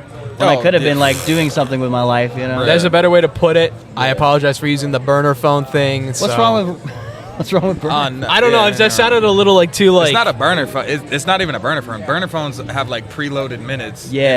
And you can Oh. like throw it away after. Yeah. Yeah. But no, just flip phone is. But I know it's my trap phone. Like, But yes, I I got think two. like flip phones literally in this day and age is such a cool a cool thing because like everybody feels like they kind of like died out as iPhones got introduced, but people still using them is just I feel like they need to bring them back in some way, shape, or form. I don't know. They are. Part of me doesn't want them to be too popular. yeah. Well, Yeah. that's kind of my thing because like now that I'm doing it, if everybody starts doing it, I'm gonna be like, True, that's actually a good point. Well, you started the trend, Bossy, obviously. Yeah. Hey, I think it was like obviously. one of those situations where you buy a car and then you start and seeing then you start it seeing everywhere. the same car everywhere. But I haven't seen anybody with a flip phone. It's just people are telling me that it's a trend, Ah. and I just got to Yeah. take their word for it. Gotcha. Everybody's lying to you. Yeah, they just want to be like you, Bossy. Yeah, that's Well, we true. could talk for hours and hours about flip phones, but we are really here to talk about this man's amazing designs comic-wise, are we not? I don't know. Oh, yeah, I guess I not. don't know. That's up to Bossy. Yeah. Do you really want to plug your business? Do you really want Alright, to? Obviously. Yeah, I guess I will. Yeah, what up, everybody? Basi Afia, owner and founder of Senso Studios, the Midwest premier Black and soldier-owned comic book publisher. We are the first of our kind in Iowa, Nebraska, and South Dakota. This year, we're getting outside the Midwest, going to Houston, DreamCon. Super excited for that. Nice. LA for LA Comic Con. Busting out. LA Comic Con? Rose City Comic Con. Yeah. Dude, LA Comic Con, that sounds so cool. I've seen Sounds expensive. it. LA Comic Con is Sponsors, beautiful. baby. Heck yeah. It looks beautiful. Yeah. So I think you guys are gonna have a good time at that one. Yeah, no, it's gonna be cool. I went to Anime Expo last year. I was working with Sega when I went there. Yeah, but that was a What? lot of fun. I'm doing that again this year. I still need to connect with you on how to get sponsors. That would be really nice for my movie, actually. Find them and ask them. Find 'em and ask 'em. Find people who would. You know what con I They'd think be would be interested. cool for your like that is getting like super popular in this day and age, and I feel like there needs to be more widespread is the Nostalgia Con. The Nostalgia Con is becoming like such a Yeah. like humongous like Comic Con. Like Yeah. they're bringing in people. It is from, growing. I remember seeing it a couple when it was like first starting up and stuff. And Yeah, I don't mean- do new events, so I Right. like haven't gone yet. But once I start seeing that it's got a good enough. Good amount of attendees and stuff, then I'll slide it because it's like in Michigan or something, isn't it? It's in like Minnesota. It was in Milwaukee. Oh yeah, it's one of those traveling ones, right? Yeah, they do like they're. I think they're Methodist tattoo. Well, it's okay. Hey, you want to share backstory on that? Okay, yes. So I got a tattoo like this when I was in Mexico. It was a henna tattoo actually, but it was on this arm, and it was a lot smaller. And of course, me being me, I'm thinking it's a Catholic tattoo because I'm Catholic. So when I didn't realize until after I had gotten it on me permanently that it was He's a our Methodist. DEI hire. Oh my actually. God! So that is yes, I guess hilarious, now I'm no dog. longer Catholic. I am Methodist. That I don't- is hilarious. I don't know what Methodist. I don't know what they believe, but So Methodist is one of the. So in Protestantism, there's like two streams. There's Reformed and Evangelical. On the Reformed side, you have like Lutherans, Methodists, maybe Episcopal. I don't Biscuit know Million. too much about sects. But they're more it's like diet Catholic. Oh, They're more closer to the traditions and stuff. They hold to like the actual presence of Christ in the Eucharist, the veneration of Mary. Like some of those things are still in there. When you get to the evangelical side, that's when it gets gradually more crazy as you get further down the stream. But they don't really necessarily hold to a literal presence in the Eucharist, or very little, if at all, any veneration for Mary. Things like that. Yeah. So I grew up on the Protestant stream, but I'm actually very Orthodox leaning right now. Okay. But basically it was a tattoo that I did not understand that it was a Methodist tattoo. That's being funny. Catholic, but That's hilarious. even still, I want to remind myself to carry Christ on me at all times. Yeah, So- and honestly, dude, like even Martin Luther said, like, we're still Catholic. It's all universal, and it's all lowercase c Catholic and lowercase o Orthodox. It's still a universal church, universal in the fact that we all are under the new covenant and like all one body. Yeah. And then we're all Orthodox in the way that we all believe this same gospel. And that's why when you get to other cults that think they're Christian, but they're not, and that's why we tell them, like, you're not Christian. You don't believe. What do you got to say about Joseph you don't Smith, believe this. sir? I was actually thinking about it. That's exactly what I was thinking about. Yeah. Nah, dude, but like, so LDS, Jehovah's Witness, like all the nicest people you'll ever meet. Oh, that is true. 100%. Nicest people you ever meet in your life. South Park taught me that. Nicest dressed. Hardworking. When I was in the Army, I was double slotted. There was 2 religious affairs specialists, and the other guy was LDS. And I was picking his brain a little bit, whatever. Perfectly pleasant guy. Loved being around him.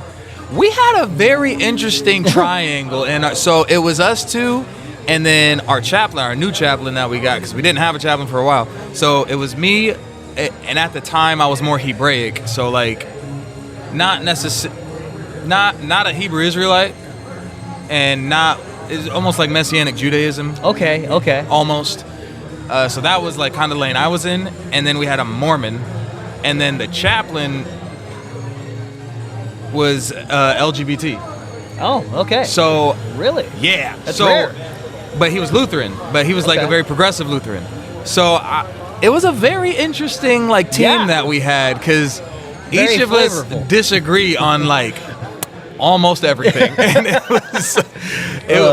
but we were still united in the mission that we had there.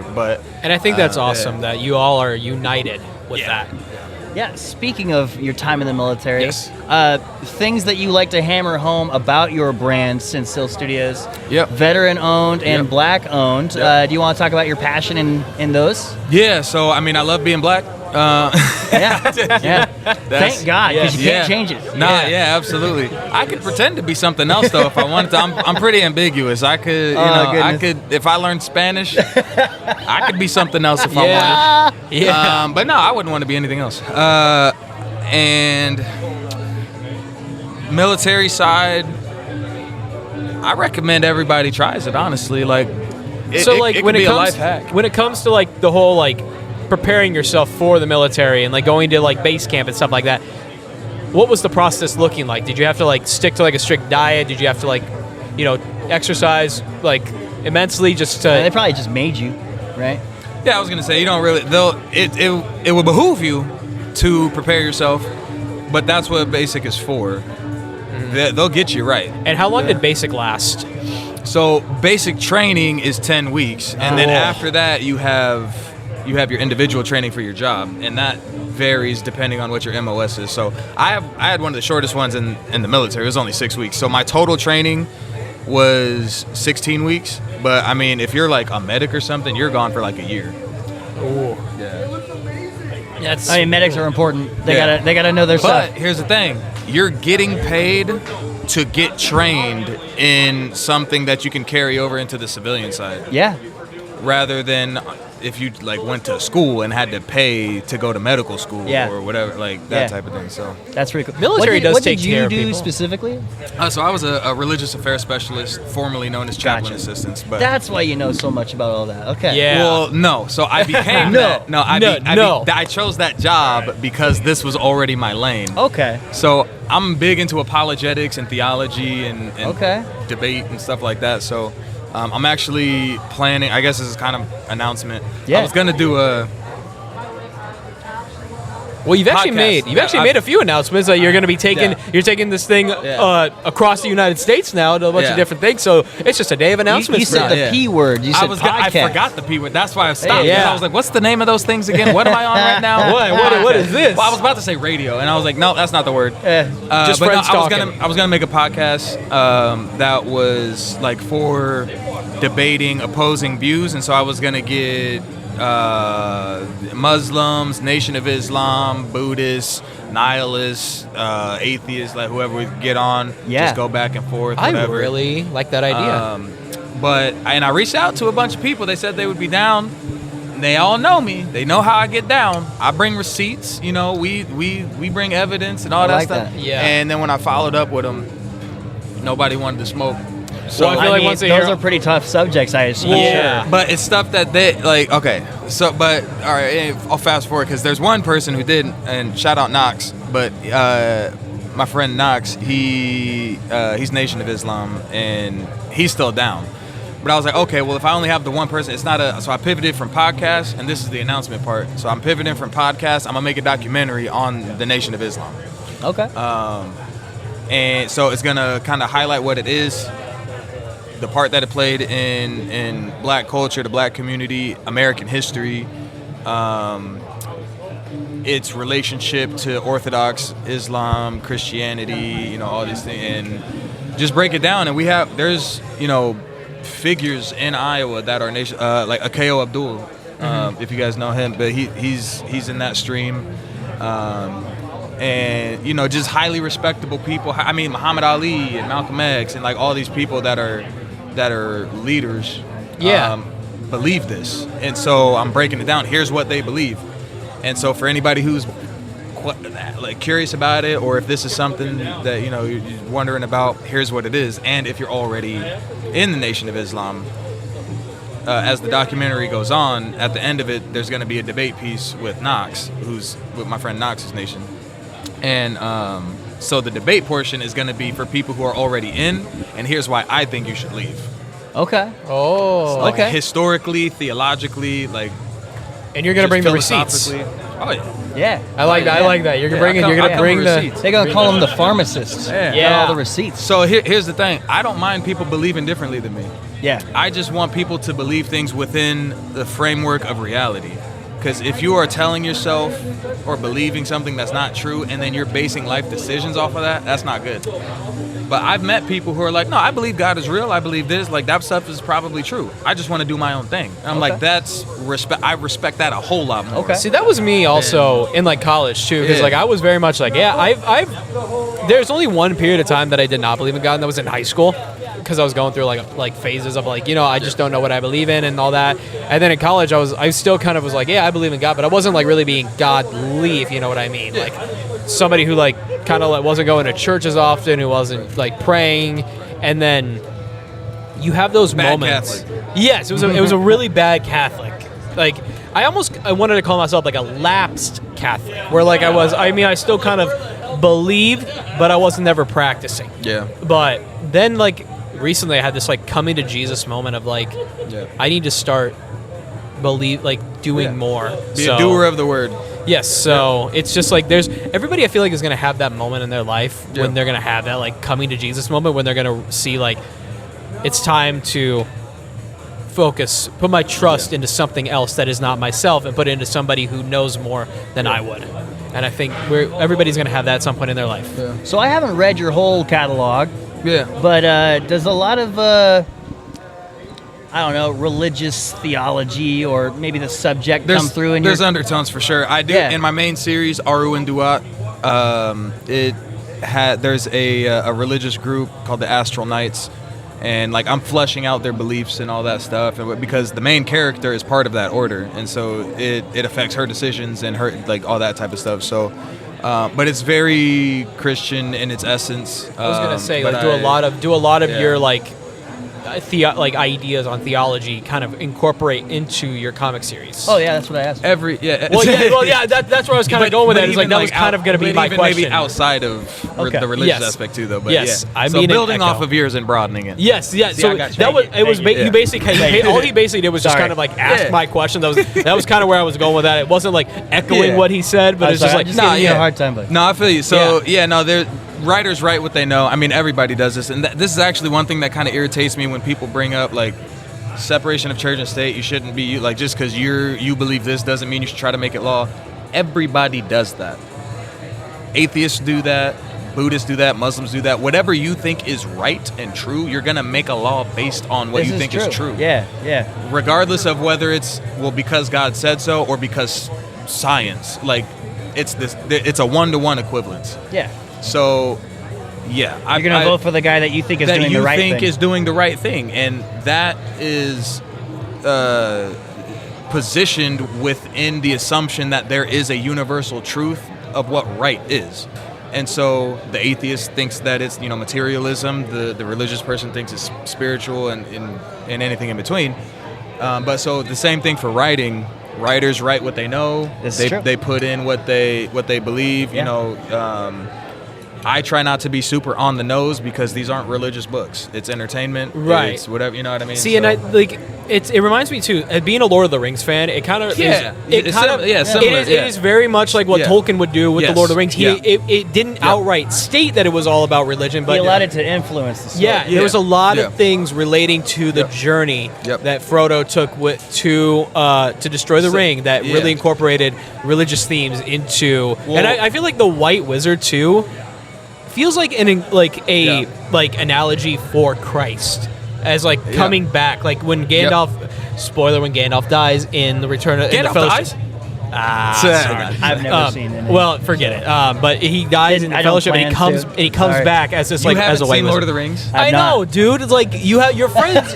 All your friends here have seen it. He hates it. All of your friends here have seen it, and you have not seen one. Okay. For the simple sake that I am a filmmaker, it is on the to-watch list. It should be at the top of your priority because the Lord of the Rings films by Peter Jackson are some of the greatest films. And they're like what, all 4 hours? Like it doesn't matter if they're 4 hours. The director's cuts, it's like 3 hours. It doesn't matter what they are. They're phenomenal. They are like you'll forget half the time. Take it from the guy. There's no black people in these movies. I love. There really aren't. I just realized that there are not. I recognized that when I was like 7. I asked my mom. I was like, "Are the orcs supposed to be the black people?" Oh my goodness! I was like, "What the heck?" No, but it's the way that Gandalf comes back as the White Wizard is very, to me, an analogy for how Christ came back. And all those themes of resurrection and light versus dark, good and evil, like all those things, they're all biblical, things, and that's why some of the greatest stories, probably the collection of greatest stories of modern history, Harry Potter, Star Wars, Lord of the Rings. Percy Jackson, would you kind of put that in? I haven't seen that one. I've seen or read the books. I've seen The Lightning Thief, but I haven't seen anything past that. I think I started reading it in like 8th grade, and then I kind of lost interest because for me, so like Norse gods, Greek gods, Roman gods, it's all played out. And I get very bored very quick. As soon as I hear anything about like Zeus or whatever, I'm like, all right, dude. Like, I don't care. But another movie that kind of hinges on that like good versus evil thing is, this is going to sound really weird, but I've always seen as Terrifier. Because everybody's kind of said that Art the Clown is not human, he's a demon. And Sienna Shaw, who is the main character, she represents the good, the Christianity versus the evil of like Satan. Art is supposed to be kind of a demon, and the lore of it is that he was created in the 9th circle. Okay. So I think I've viewed it as it's the battle of heaven and hell. Sienna is supposed to represent the heaven fighting on the good side. Actually, I guess so. It's not on the nose per se, but like literally. So all right. So here's the pitch for my story. Aru Indua is an Afrofuturistic space odyssey that follows a warrior princess from Earth as she is leading humanity's settlement effort on a distant planet. Now, when they get there, they learn that it's already inhabited. So, as they are building a relationship with the natives, there's a demon empire conquering the galaxy that shows up and turns the settlement mission into a galactic war. Now, throughout the whole series, we put in different influences from various African cultures and mythologies. Even the AI are modeled after black historical figures like Mansa Musa, Jomo Kenyatta, Pharaoh Taharka. If you don't know any of those names, that's the point. Go Google them. At the end of this, so that's the end of the thing. But at the end of the series, there is a final battle. It is on a planet that is very hellish. They're fighting demons. Their leader is a dragon, which that's kind of a lore drop that I don't think a lot of people know. But their leader is a dragon. Right. And so there is a very direct, like, even their powers. So the way that the power system works is essentially it ends up being, I guess, quark kinesis. So like they can manipulate the quarks in the universe, which is like the fundamental building block of everything. As far as like subatomic particles and physics and stuff goes. But anyways, so that's basically the Holy Spirit. Oh, cool. And I like that. So I do. It's not only the quarks though, because that's how they have access to this pocket dimension. It's a sentient pocket realm called the Aether. That's the Holy Spirit. Okay. And so it speaks to them when they pray. They're talking to him and like all that stuff.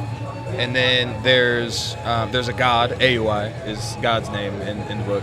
So AUI, the creator, the father, essentially. Yeah. And then there is a Messiah figure that's may or may not be popping up in the series. You gotta read it. Ooh, little lore drop. And then there's a whole history of the celestial bodies being at war and like all these things. How many issues in are you for? 3. Yeah, okay. When was the first edition or first issue released? So the very first one, the limited edition, it was a completely different art style and like all kinds of stuff. Yeah. That was 2023. Wow. So you've been doing it for 3. So really, you've been doing it for 3 years at this point. Well, so I've been working on the story since 2018. I released that book. And how old were you in 2018? Like when this idea kind of came to be? Like what was, like was it kind of like 21? You're 21. Okay, so like instead of drinking, you started writing. Yeah. Yeah. That's the way to put it. I did all my drinking early on. Get that out of the way first. Yeah. I wasn't really a drinker. I was never really a drinker. Though. So like I would drink. But. Was the idea also kind of like forming in your head earlier than that, or was that kind of when? Honestly, what happened was I took a bunch. Is this falling? Yes, these tables suck. Here, feel free to let that down, and you can take this mic instead. Check. Just ever so slightly. Mic check. Just like cool. Boom. I felt like I was like getting lower and lower. I was like, yeah. So yes, he is. What was the question? How had the idea been forming in your head way before 2018? So basically, long story short, I had a bunch of story ideas sitting in Google Drive folders, and I was like, I'm going to sit down and actually write this thing. Took all the ideas, smashed them together, made it, make sense, and then created the setting, created the characters, threw the characters into the setting, and saw what problems might arise. Yeah, because that's always been like a fun thing to learn is like when people like make like comic books and stuff, like how long the idea has been forming before the actual first issue comes out. Because like that's what's cool is like it's like I've had people like say like, oh, it just came to be and I started writing it, or it's something that had been forming in my head for years and years and I finally decided. It's a mixture of both. So this is one thing I said to one of my little homies the other day. The muse is not mine to control. Okay. None of us control it. Michael Jackson has said that he's trying to. They said this in the movie, Michael, but it actually happened in real life too. But he was basically saying, if I don't make this song, God's gonna give it to Prince. Yeah. And so it's like the story's gonna come out regardless, but I want to be the one to put it out. So right. So there is an aspect of divinity and it being bestowed upon the bearer of it, and so really I am just a conduit for the imaginative and the creative energy and my experience influences the shape of it. But the central essence of what the story was going to come out regardless. So I did put in a lot of work and thought and brewing on it and all that stuff. I'm making a language for the universe. Yeah, it's called Kikati. Okay. Kikatu? Kikati. Kikati? Yeah. Good Okay. luck with Kikati. that, man. Yeah. That's Like huge. it's like a new Elvish. So no, bro. Literally, I can. So there's chants from the astral nights that they have that are in Kikati, and I have them like written down. And how did the language like come to you? Like, how would you? It came to him in a dream. Okay. Anyways, we do have to wrap it up. We got 2 more minutes until we got our next guest that's supposed to come. Right. Forget them. No, I'm just playing. Yeah, but no, dude, it's been great to talk. We'll pick up part 2. We'll get into the do language part and all 2 that. definitely. Part 2, If there's a chance for us to have you just jump back in, we'll probably welcome that. But where can people find you and your work right now? Where can you find me? You can find them at LA Comic Con. You can find That's them. where I was going with it. Yeah, you I can was trying find to them think at of all the Comic Cons in the Midwest. As far as online though, like just senselstudios.com, we're Facebook, Instagram, all that stuff. If you go to Google and type in Iowa Black Comic Books, it's gonna Bam. be all me. Got the SEO on lockdown. Yeah, no. Yes, sir. But yeah, we'll be at LA Comic Con, Indianapolis. That's what I was for. Indianapolis. We'll be at Indiana Comic Con in Indianapolis. Will you be in Omaha? At Twin Cities in? We'll be. Yep. It's not locked in yet because they haven't opened up applications. But yes, Right. Yeah, we're planning on being at Twin Cities Con. Heck yeah. Yes. I love Twin Cities. Twin Cities is Hey, and great. shout out Nerd Street too. dog. Nerd Like, Street. shout We out love Nerd you guys. Yeah, no, Twin literally, Cities, like one of my that's favorite cons of the year. Yeah, Twin no, Cities absolutely. is definitely one It's of the a lot best. of fun. And I love the if way you- they set up the showroom floor. Yes, Like and if you it's- have not been to Twin Cities Con, you're wrong. you need to get there. Well, thank you, Bossy. Appreciate you. Thank you, man. With a crappy dynamic mic, but these are nicer mics. Yes. So, yeah. So about a yeah, fifth, these about mics a are fifth. actually almost too nice because the sound pickup's really good here. Right, but straight once you on. tilt it, it's not. It's got 2 dead spots. And, yeah. Yeah. So full frontal. Yeah. Treat it like a shotgun, not like a cardioid. Absolutely. Got it, Absolutely. got it. So yeah. Are we recording on that? Yeah, I hit record. Okay. It's been waiting for us. Actually. Well, it like turned off or something. I don't know what happened. We're audio first Oh, podcast, okay. thankfully. Yeah. So this is one of the last segments on the podcast where we bring a good old Dylan Jacobson on. You know, we saved the best for last. A right good here. friend does. Yes, sir. Yes, sir. Good friend. But I'm also joined by the great Vinny Cataldo and Jordan Van Cleveland. He's the great Vinny because he's invisible like a magician, right? Yes. That's the way to put it. Got it. Yes. Yeah, Vinny, how did you learn how to disappear, brother? When celebrities exist at a con. That's right. That's right. Yes. Where's Vinny? He's getting signatures. Oh, love it. That's literally me at every How many convention. signatures did you get from Dylan? He's super famous. I know. I'm saving all my money for him for Twin Cities. Oh, I see. Yeah, Okay. Okay. I love that. Twin Cities is gonna be like all Dylan. Are you cats doing SuperCon in Sioux Falls? I haven't heard of SuperCon. Is the window closed for that too? I don't know. It might be open, but it's a fun show up in Sioux Falls. It's 4 hours Okay. from here. Okay. You guys might dig it because it would expand you into the West a little bit more. Okay. You know? Yeah. So yeah, You know, Nerd Street does one in Alaska. they do. They Yes. do Yeah, run we one could. in Alaska. Have you That is been to the one in insane, Alaska? I by have the not. way. No. I can't believe Which that. which Nerd Street stuff have you been to? I've done Mad Expo in Madison. I've done this one several times. Twin Cities Con several times.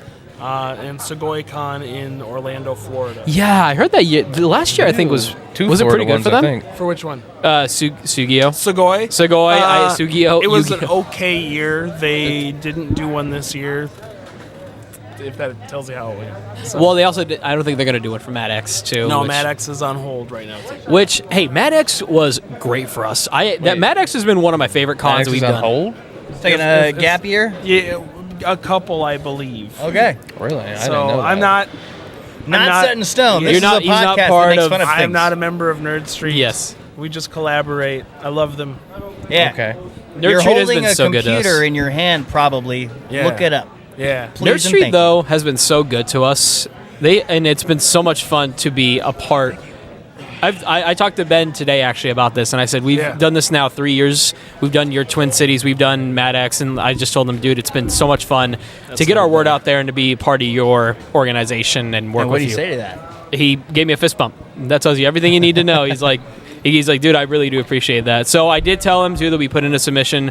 He's like, we're gonna see it, and you guys will get on for sure. Hell yeah! Nice. Oh, for sure, dude. Twin Cities, dude. I love anything that gets me into Minneapolis. Minneapolis is a great. It's starting to really rub off on me, bro. I might move there. Like, I swear. It's a good city. It I is. lived there for a year and I miss it a lot. And I hear that A lot. the film opportunity there is crazy too. I wouldn't be Like, surprised. It's not the biggest venue. That is but, where I like- went to film school. Oh, how about that? Minneapolis College of Art and Design. Okay, so there's a lot of cats over there that's making stuff like that. So it's kind of interesting too, because like I want to go into that kind of thing of like, what was kind of your introduction to art? Was it like something that started in like childhood, or it started later on in your life? I got into art because I was a slacker. And I like it. It was when I slacked off in school, it was either reading a book or drawing stuff. And a lot of that started when I was a kid. We had some classes, like my 3rd grade class. We had this project where every couple weeks we were allowed to like make a book, and it could be like a picture book or a comic book. I like that. So I made a bunch of stuff with like lizards in it, like things that have nothing to do with my interests now. And I think that sort of started a lot of the like visual storytelling stuff I cared about, but I didn't care about like what a career would look like until after college. I didn't know I wanted to go to college in high school. I had a teacher in like 11th grade drawing class, whatever that was called, that really wanted me to go to the Savannah College of Art and Design where Dave Wheeler went. And I was like, why would I go all the way to Georgia for college? I just want to stay on a couch. And I don't think that was the best outlook in the world. Yeah. And I wound up at Dakota State University, which is ultimately where I finished my degree. I went to Dakota State, then I left and went to the Minneapolis College of Art and Design. And then life got insanely expensive, and I moved back and finished everything at Dakota State. But the Minneapolis College of Art and Design is where I learned about making comics for real. While I was doing my film program, we were required to like make different films as a group. So we had to have directors, assistant directors, storyboard artists, et cetera, and I did a lot of storyboarding, writing, and assistant directing. And I spent a lot of my storyboarding time with comics people, and I'm like, these are really similar. And some comics people don't want to agree with that, because they're like, well, storyboards are silly little sketches. And I'm like, well, this is sort of comics, really. Yeah. But I tried making film for 4 years out of college. It was like I could make a comic book for $1,000, and that's where I went. So, yeah. I remember in Madison, Wisconsin, you talking to me about how you went to film school and you having to do storyboarding, and you were like, "There's a lot of like comics," and yeah. that's when you really discovered what you wanted to do. You know?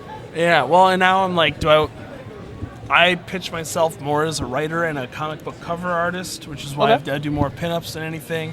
I don't work fast enough, and I don't do enough action stuff to be like, Marvel's calling me, man. Because I want to take my sweet time. I like doing standalone pieces. Okay. So cover work has been up my alley. I've got a cover for a adult comic called Datebots coming out this summer. It's more interesting than the title implies, I promise. But I've done like pinup work for like Austin Hamblin's Big Gun Stupid Rednecks. Yes. I've got a pinup coming out in the trade paperback this summer, which is super cool. Excited about that.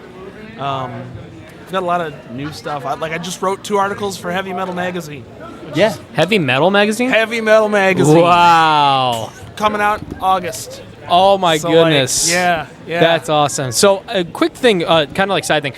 You mentioned Dave Wheeler too. Like, when had you known of like many of the artists who are at these conventions? Had you known of them before you became a exhibitor and artist? Only Travis Bentley. Was Travis like a friend of yours? Travis and I went to Dakota State together. Travis is a homeboy. He is. He's a day one. Yeah, we both grew up in South Dakota, but we didn't know each other as kids. We knew each other in college, and he was like, in a good way, a rival in my art classes, because we were 2 of the kids who take the stuff seriously.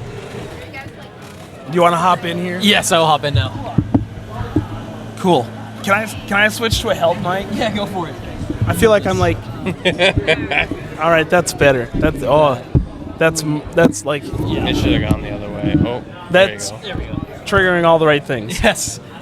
But yeah, so Travis and I were like friendly rivals in college, and then we did we did like an experimental film class our last year of college, where it was only select students that were like invited to try it out, and we made most of a bad movie together, and became friends through that. And Nice. then after college, we were both getting into this stuff. We worked together at a web design company, and we do a lot of shows together. We travel together a lot. See? So, yeah. Yeah, so what was kind of your first real, like, introduction to the convention scene? Like, what was kind of, like, where was, like, the starting point for you? And did that kind of, like, kickstart more of your work with the comic book art and stuff? Sure.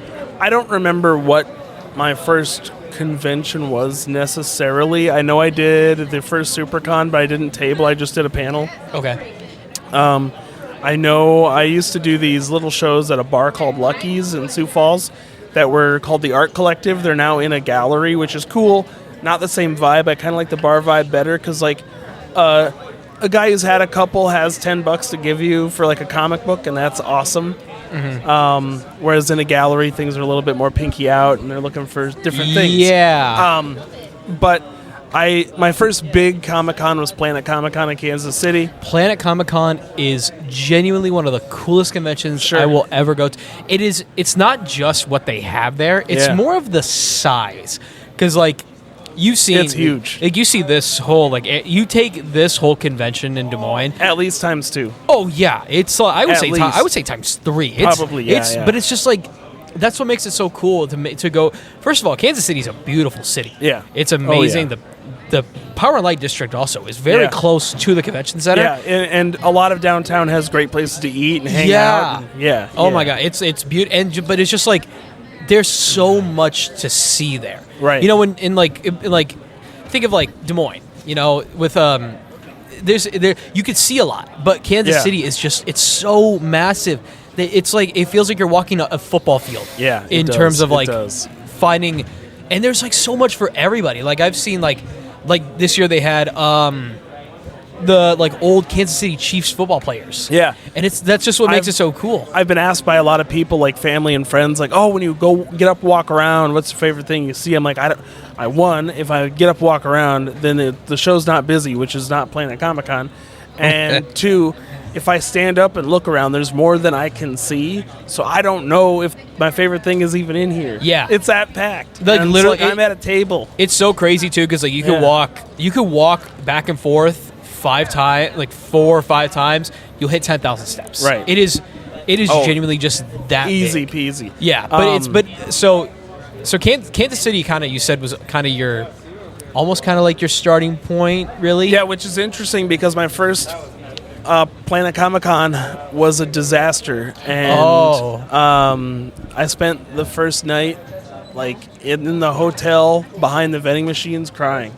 Like it was really bad because I only had original content for my comic book. I was really green. My work was okay, not good, and no one was buying anything. And I'm like, oh my God, this cost me like $1,000 to be here.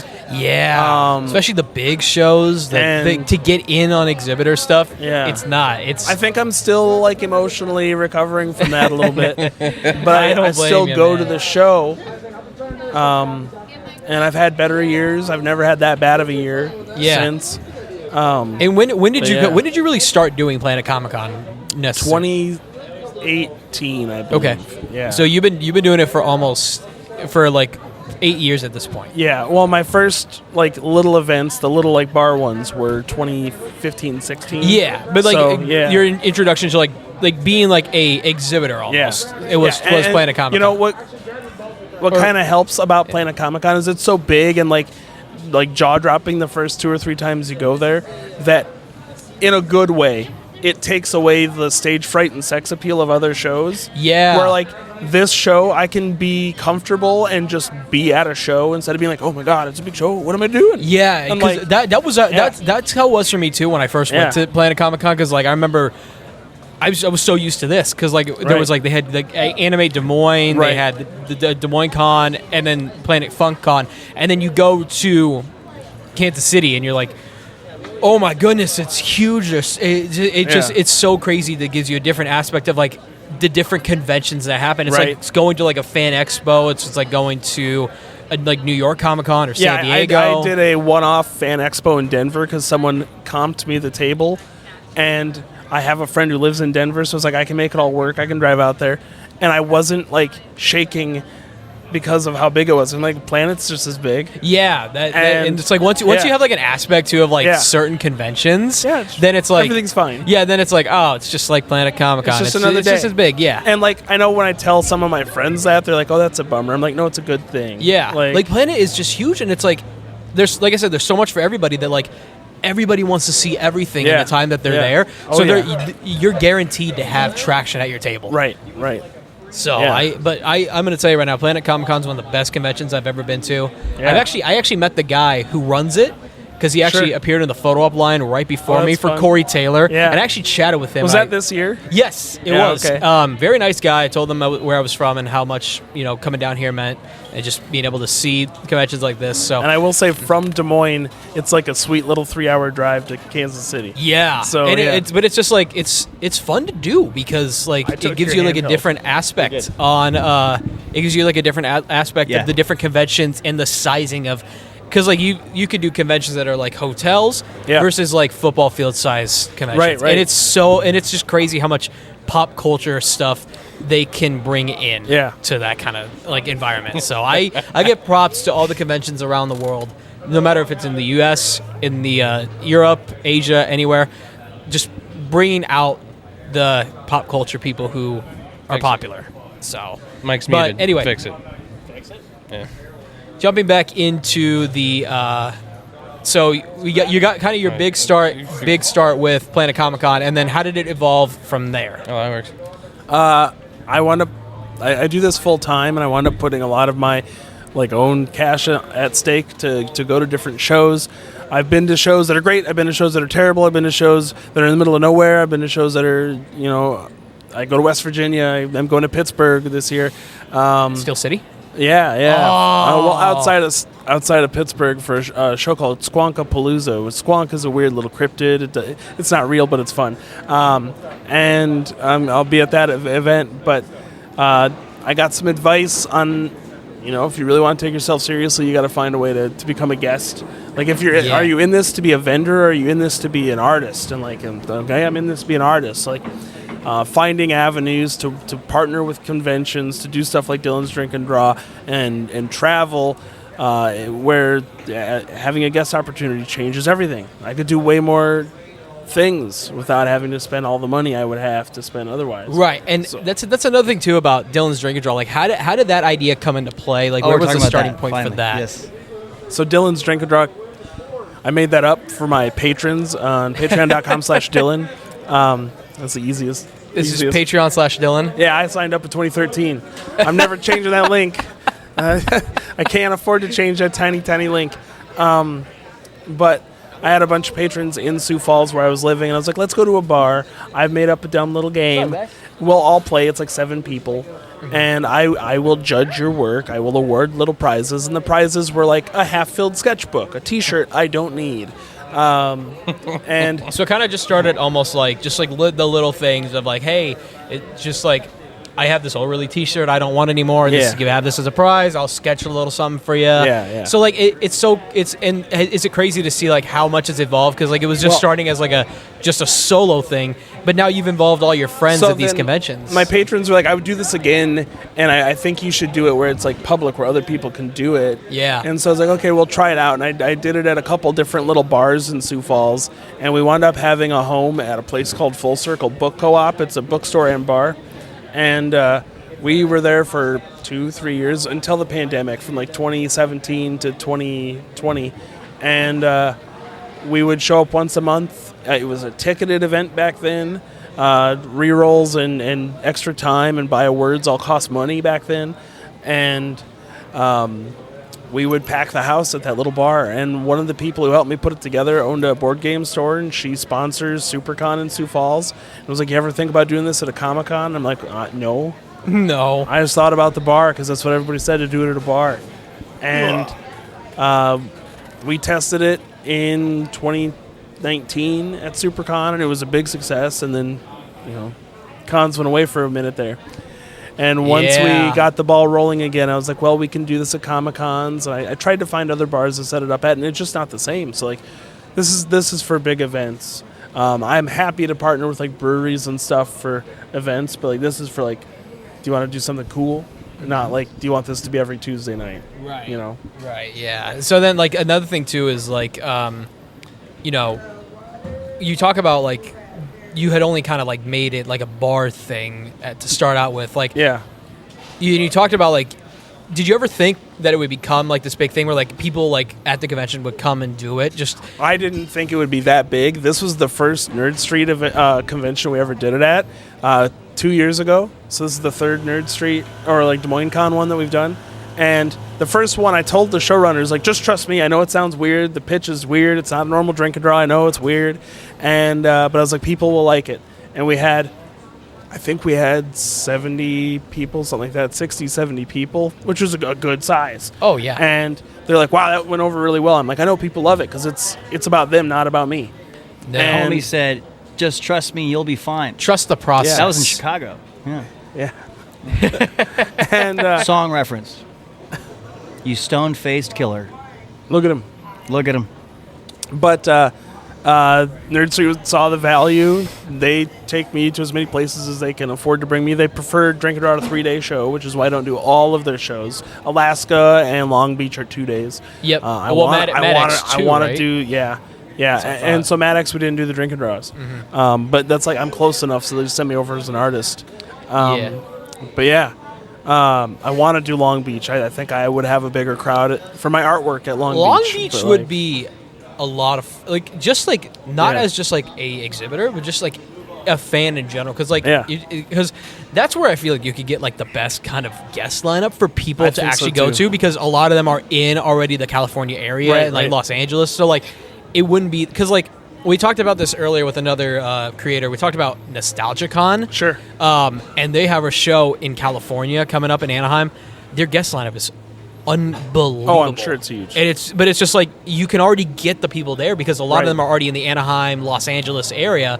So it makes it just 10 times easier for you to get those kind of guests. Like, if you go to like Alaska, it makes it kind of tough because it's a longer flight and stuff. Right. But like places like Florida, New York, Los Angeles, Texas, those are kind of easy because they have a lot of those kind of celebrity living there. But another thing too I kind of want to bring up is how did it feel the first time when you saw like your picture being advertised on like the guest list for the convention? That felt good. This was my first.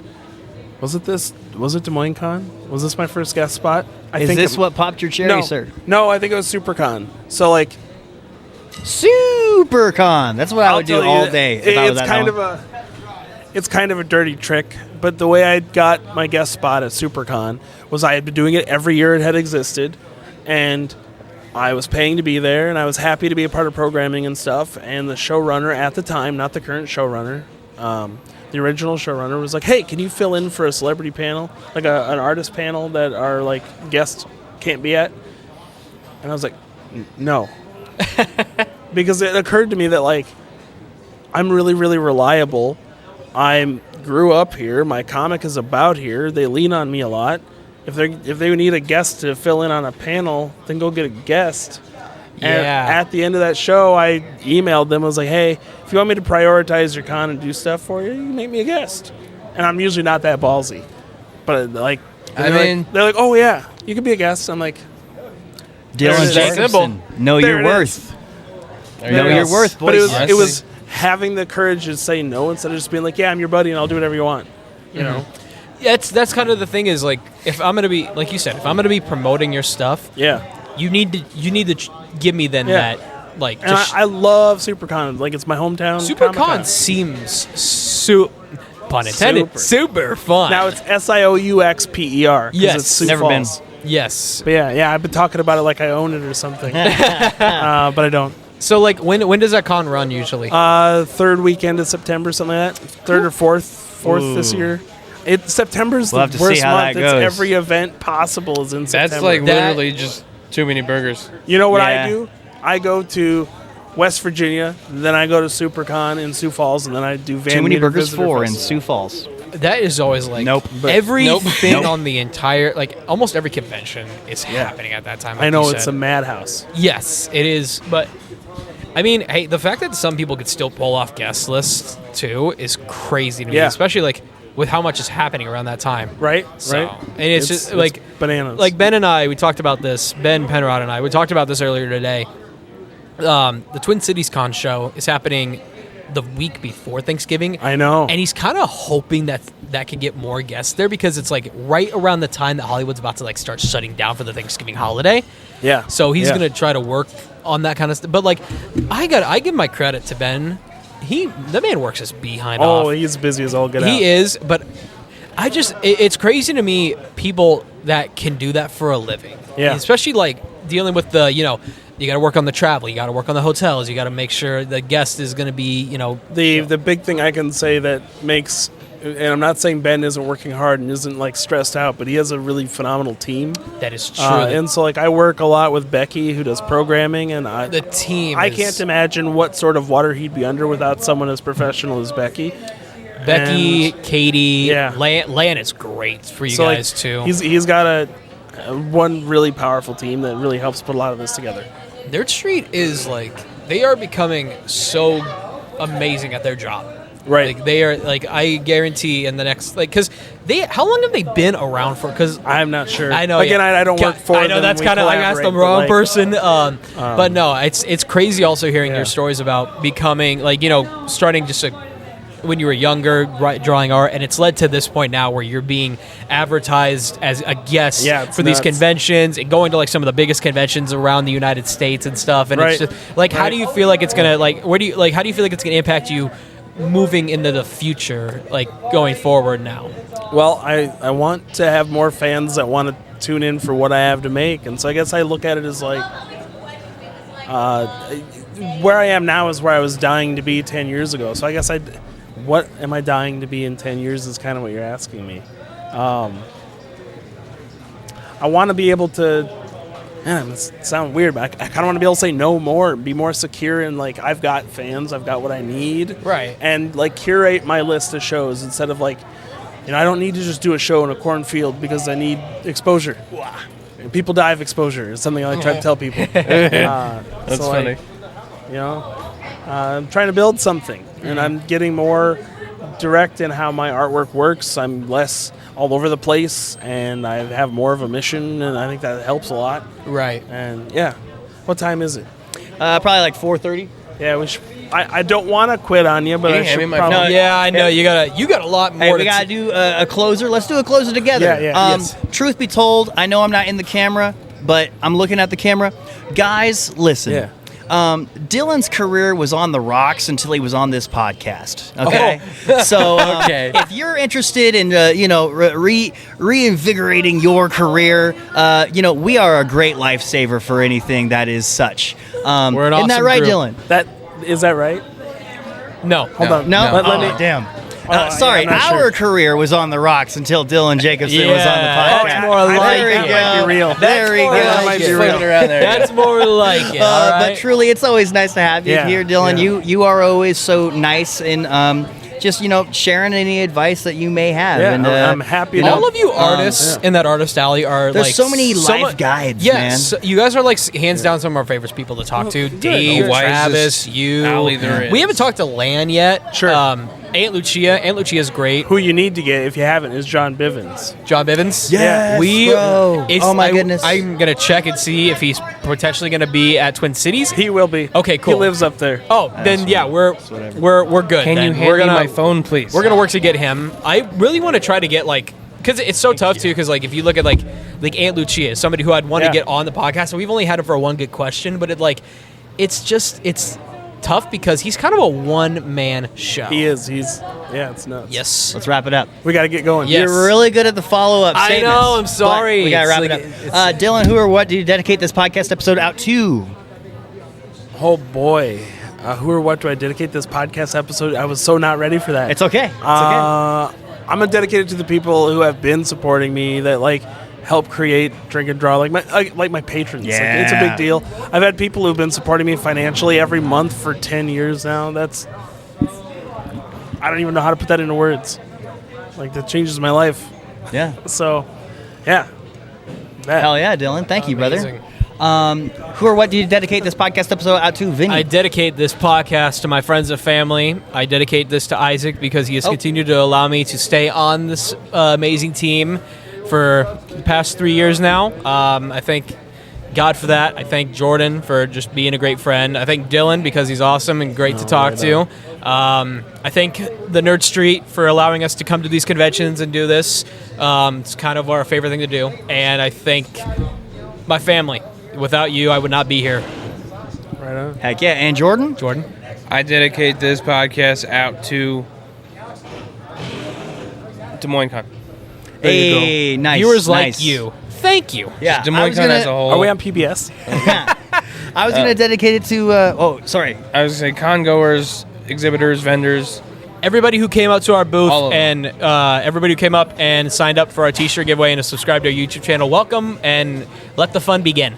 Anyone who has the fun's who is over, part of actually. Des Moines It's Con, the weekend. essentially Nerd Street as a whole. Yes. A lot of them, like just Yeah. Vinny's going to keep Without- it rolling. No. without those people, we would not be doing this. So Yeah, you're absolutely right, Jordan. I was going to dedicate this one to Nerd Street, but you guys kind of did, and you kind of did. But genuinely, there's a lot of personal stuff that has come up over this past weekend. And I want to thank you, Dylan.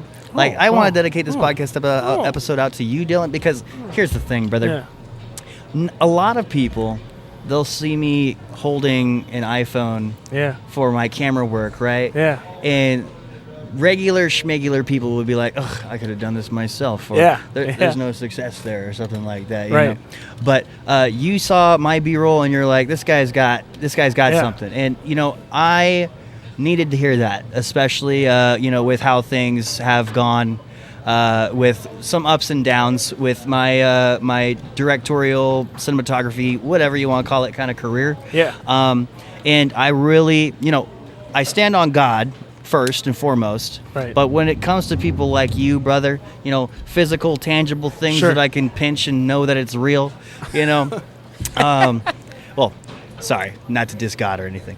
Wild consensual pinching. Yes. But yeah, dude, you are super supportive, Yeah. and you know, you inviting me again for Dylan's Drink and Draw really Yeah. shows that you're Yes. not just blowing smoke up my rear end. Yeah.